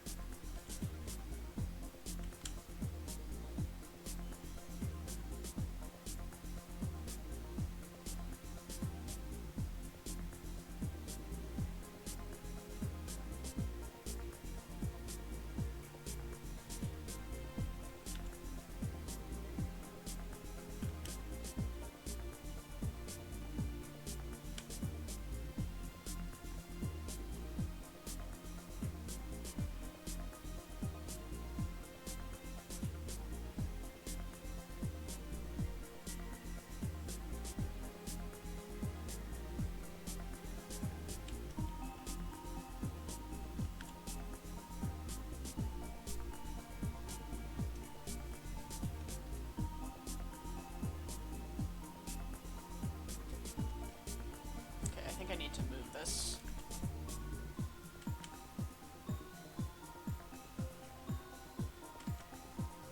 So I can get the bend of the tail in.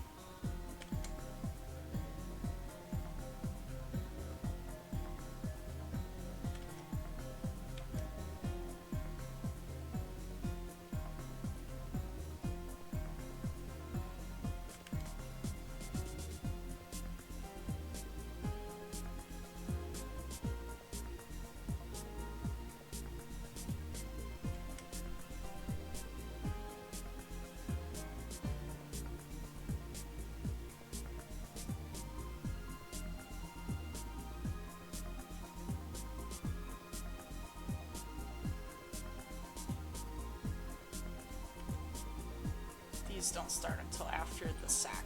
TM. The gas sack.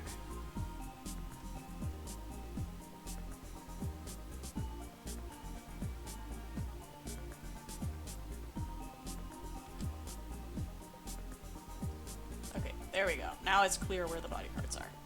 Yay!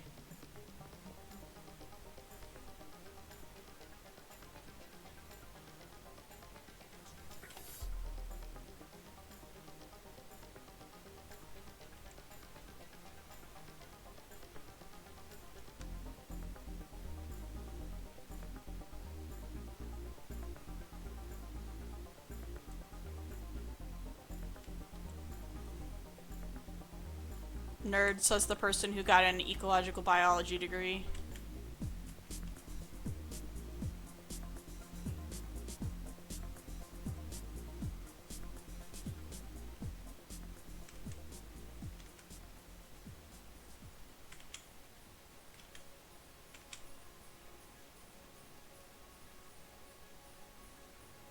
You're also STEM.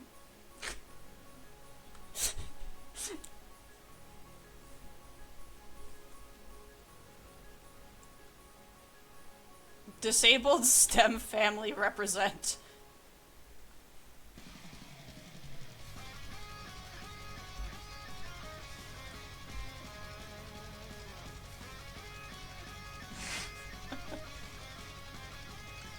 Disabled STEM and also person smart enough to not go into STEM and avoid the chaos the rest of us dealt with.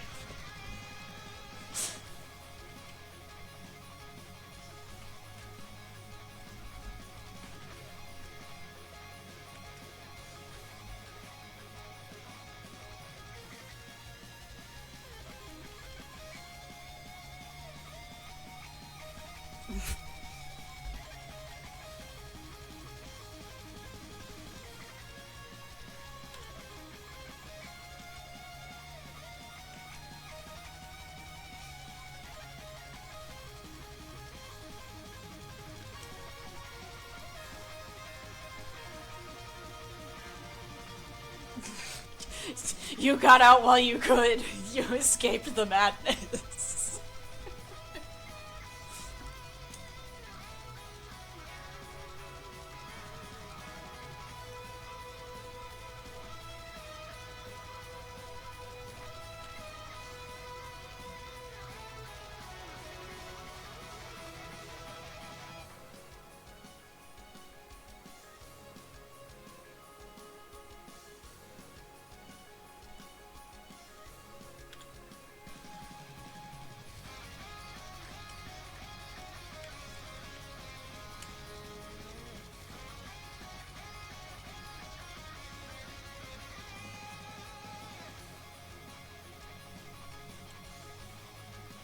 I'm gonna have to curate my personal playlists for if I continue doing mic on, which I think I will because it's easier, and also Indiana Jones with the collapsing boulder while the temple collapses moment, except it's just academia. August is the one who pulled the lever to start the boulder.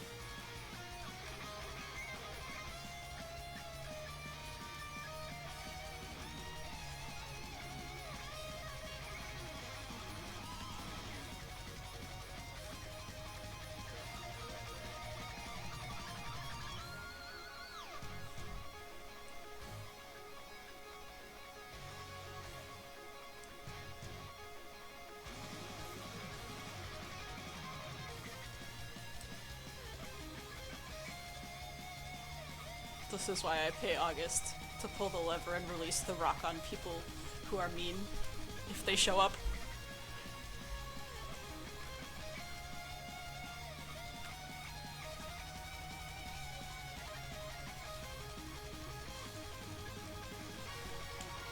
Now I'm thinking of those games where you're like in the giant inflatable ball, like the bubble wrap type of ball, and whatchamacallit, so I have this vision of like August in the ball, like going down the like obviously like boulder track shaped thing. Yes! You are.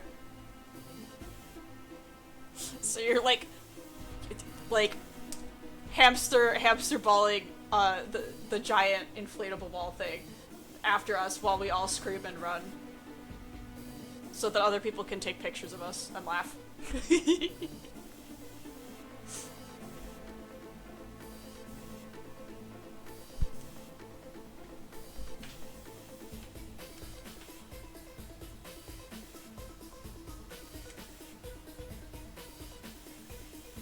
Side note, one of the days that I was like on campus in college, for one semester I had a room that overlooked one of like the empty fields. And for whatever reason there was just like a whole bunch of people in those balls out there. And I still to this day do not know what club or group organized them, like what the deal was, who, like whether other people could go out there, like I don't know. They just were there.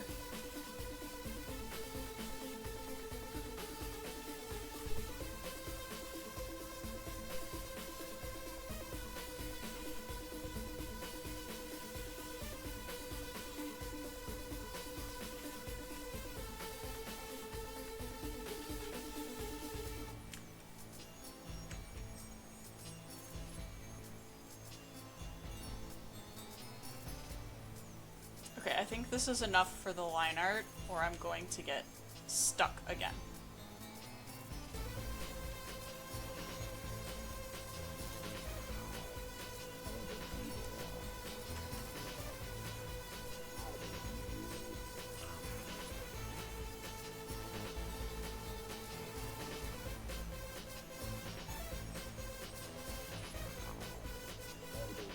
just need to make the claws bigger, otherwise they won't match other ones.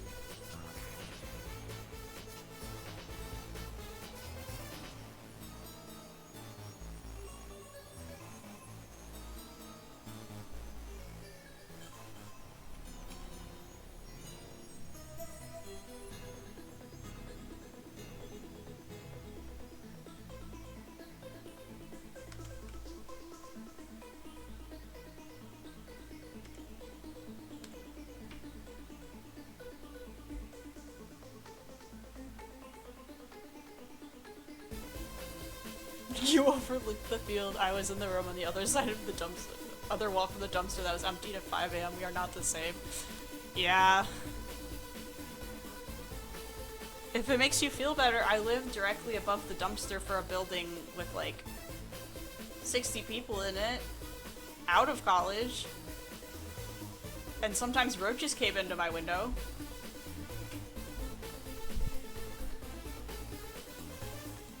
I wish they emptied the dumpster at 5 a.m. We had garbage pickup once a week.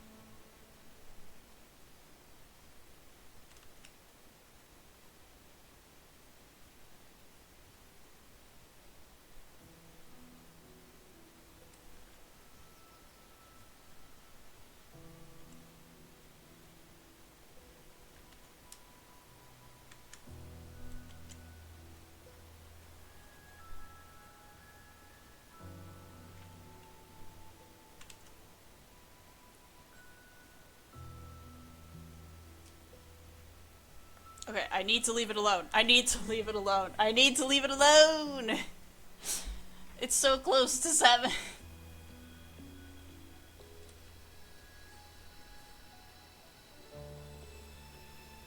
Good thing this thing does not have that much going on texture-wise.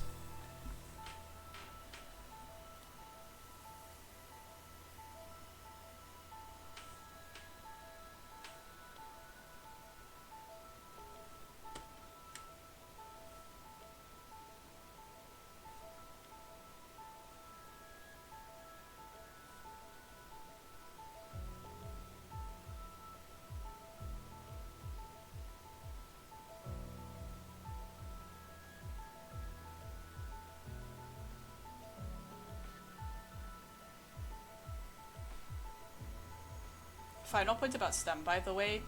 So, like, I watched, like, a documentary, genuinely, about, what activists call the leaky pipe, or, the leaky pipeline, where it's like, it's not that, like, the focus shouldn't be on getting women into STEM. It should be about supporting women in STEM. Because women keep leaving because there's no support, and the environment is hostile, or both.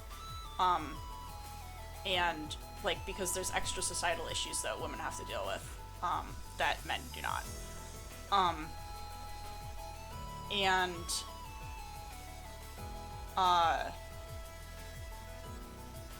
I think there should also be a discussion about that with disabilities in STEM.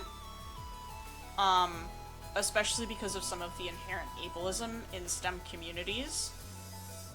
A lot of STEM people pride themselves on their intelligence collectively, and have a very particular view of what intelligence is.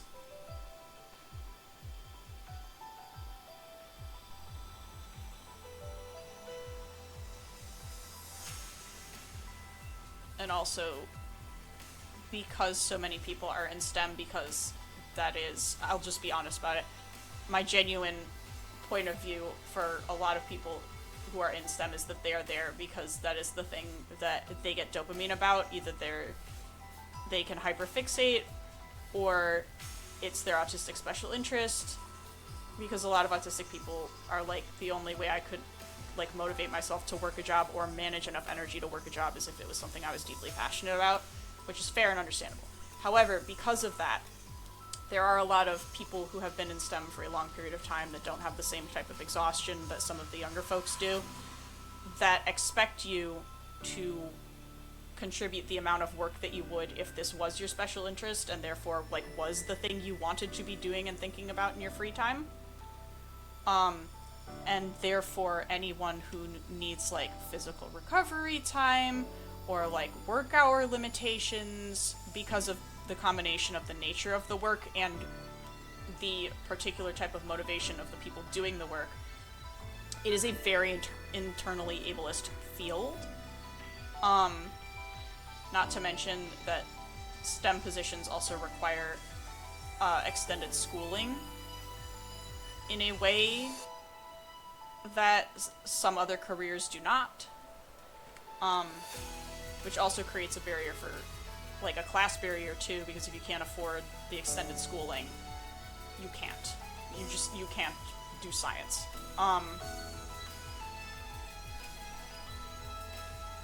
But there's also this idea that you can't be a scientist if you aren't book smart.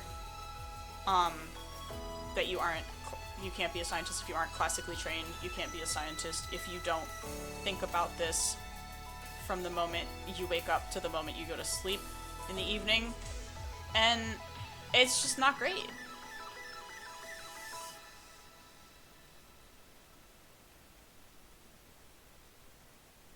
It's limiting the field by limiting who has access to a career there or who even feels like they could have a career in STEM. Taps the sign.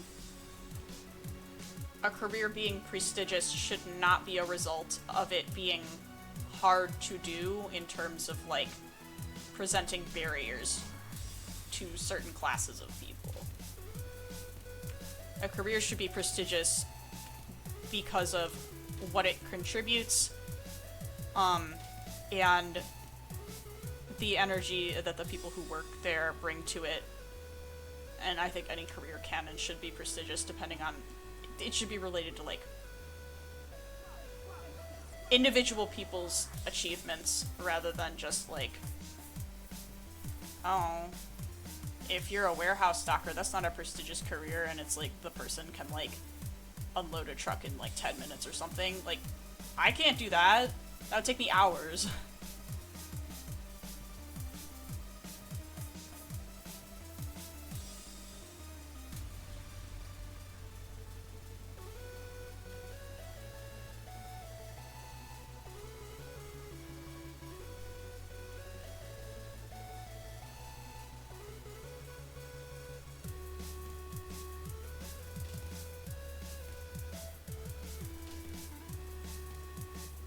STEM and also a lot of trades, to be honest, have like real ableism problems.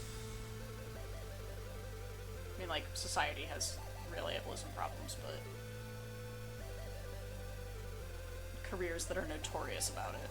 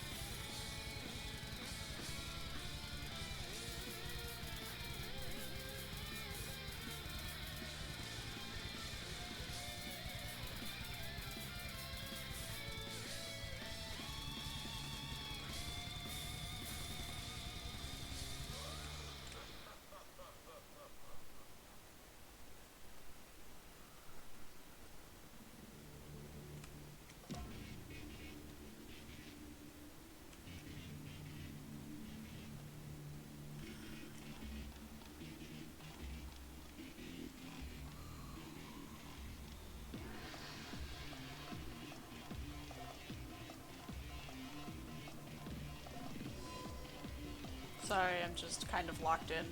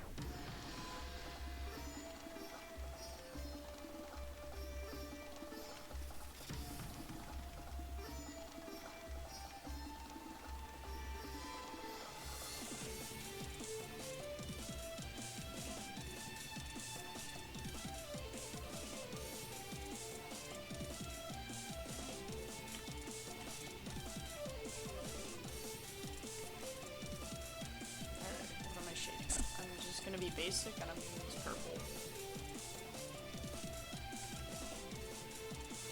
Purple is usually my default shadow color.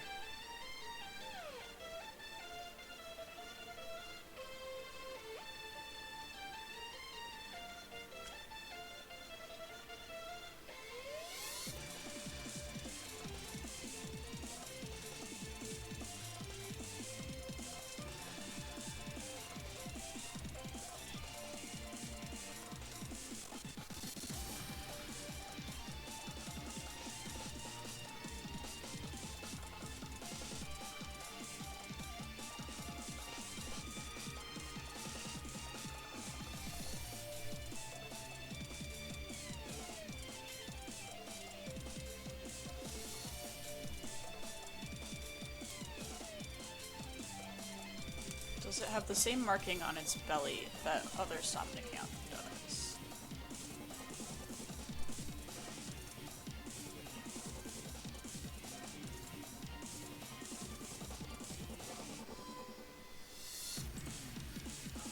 Yes.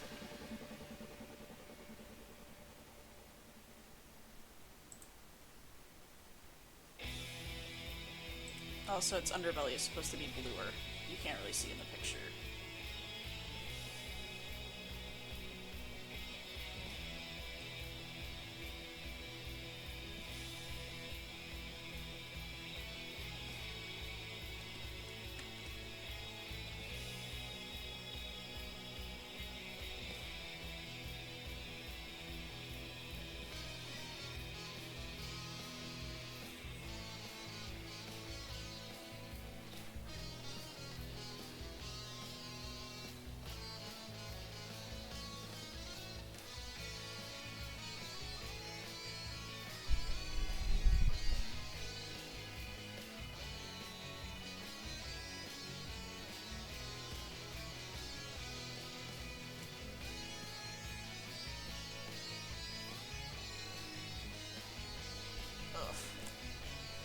Sorry, I'm stretching. Okay, I just have to render this and then I'm done for today.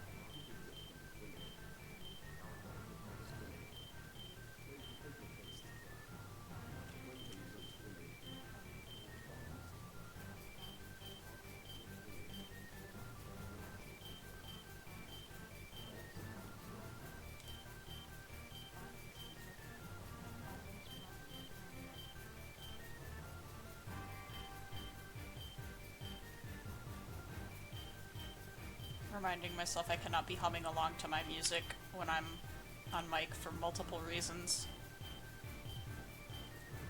One, gonna bother everyone who's listening to different music. Two, copyright. Three, it will sound bad through this mic.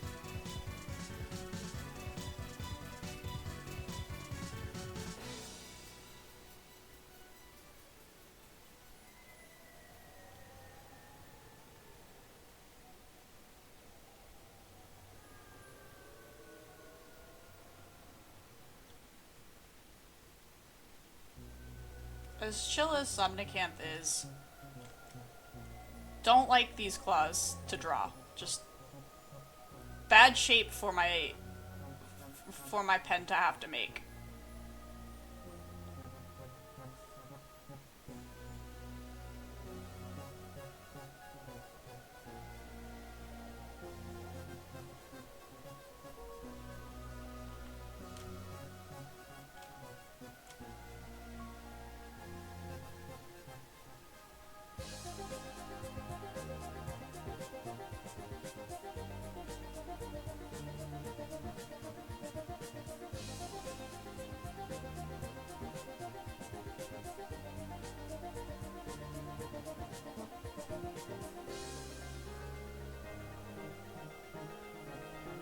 No, instead of orange.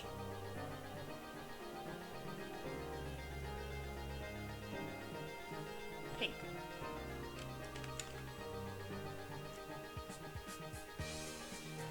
Yeah! That is much more the energy, the vibe.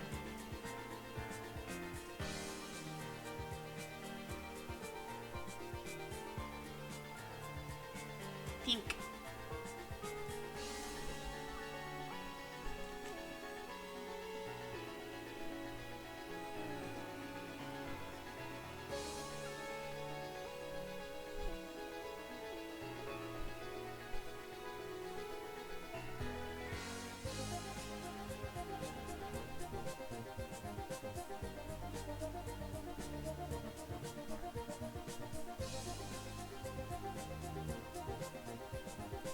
Oh, I do not like my song that just came on.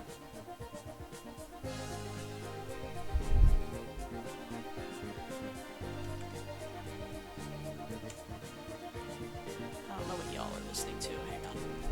I'm curious. Anything I recognize? No, I do not know Star Fox music.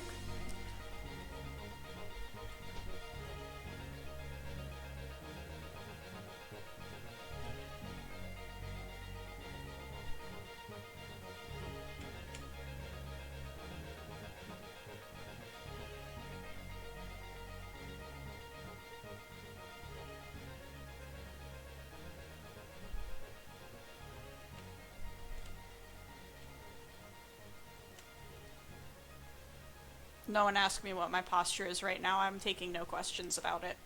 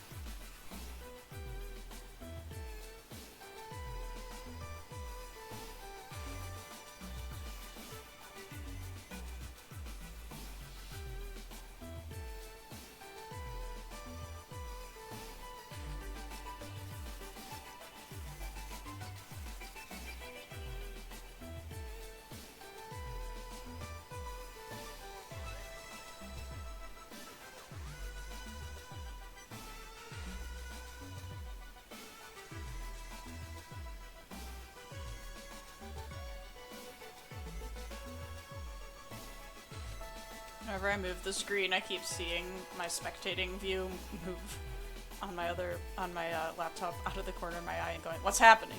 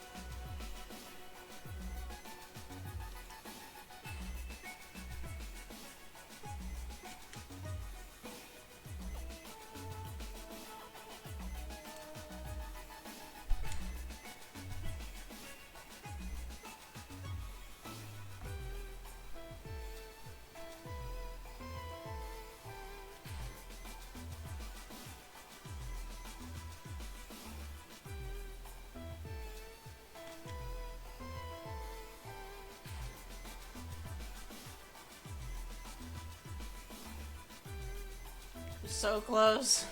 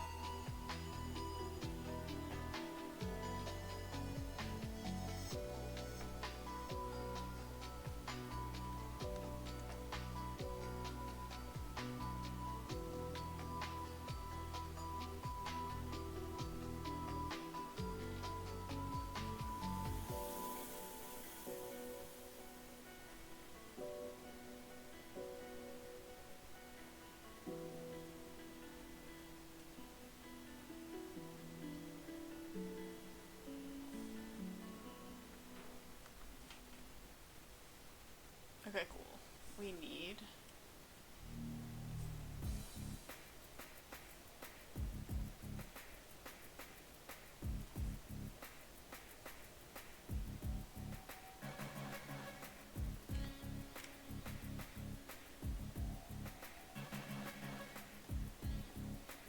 More highlights.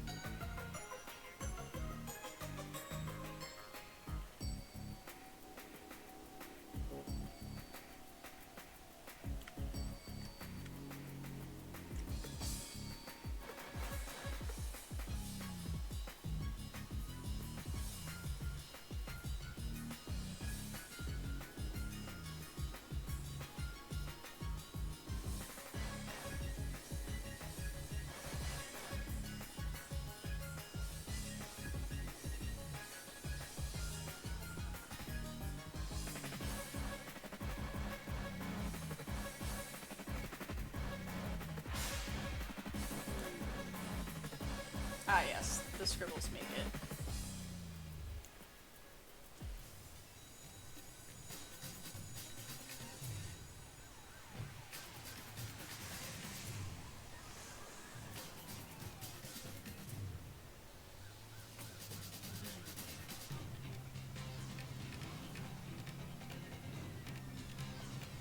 Vibin'.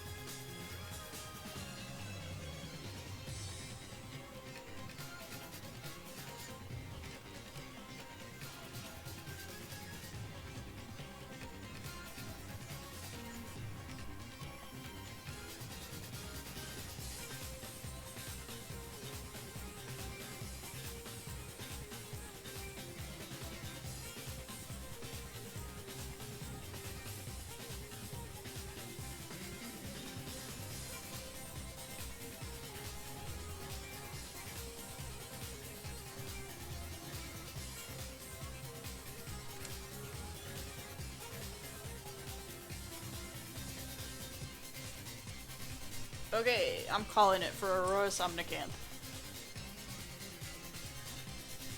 kink.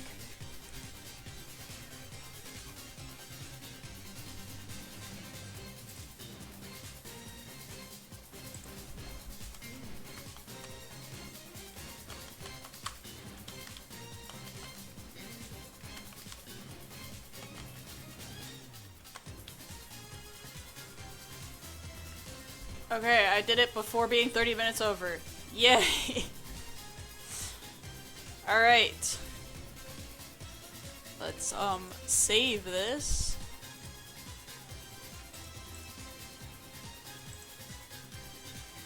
And that will be it for this week's MarzipArt Monday. I will see if I can get the Weevil gift for, another stream to show you. We shall see how it goes. And yeah, hope to see you at the next MarzipMonsties. Bye!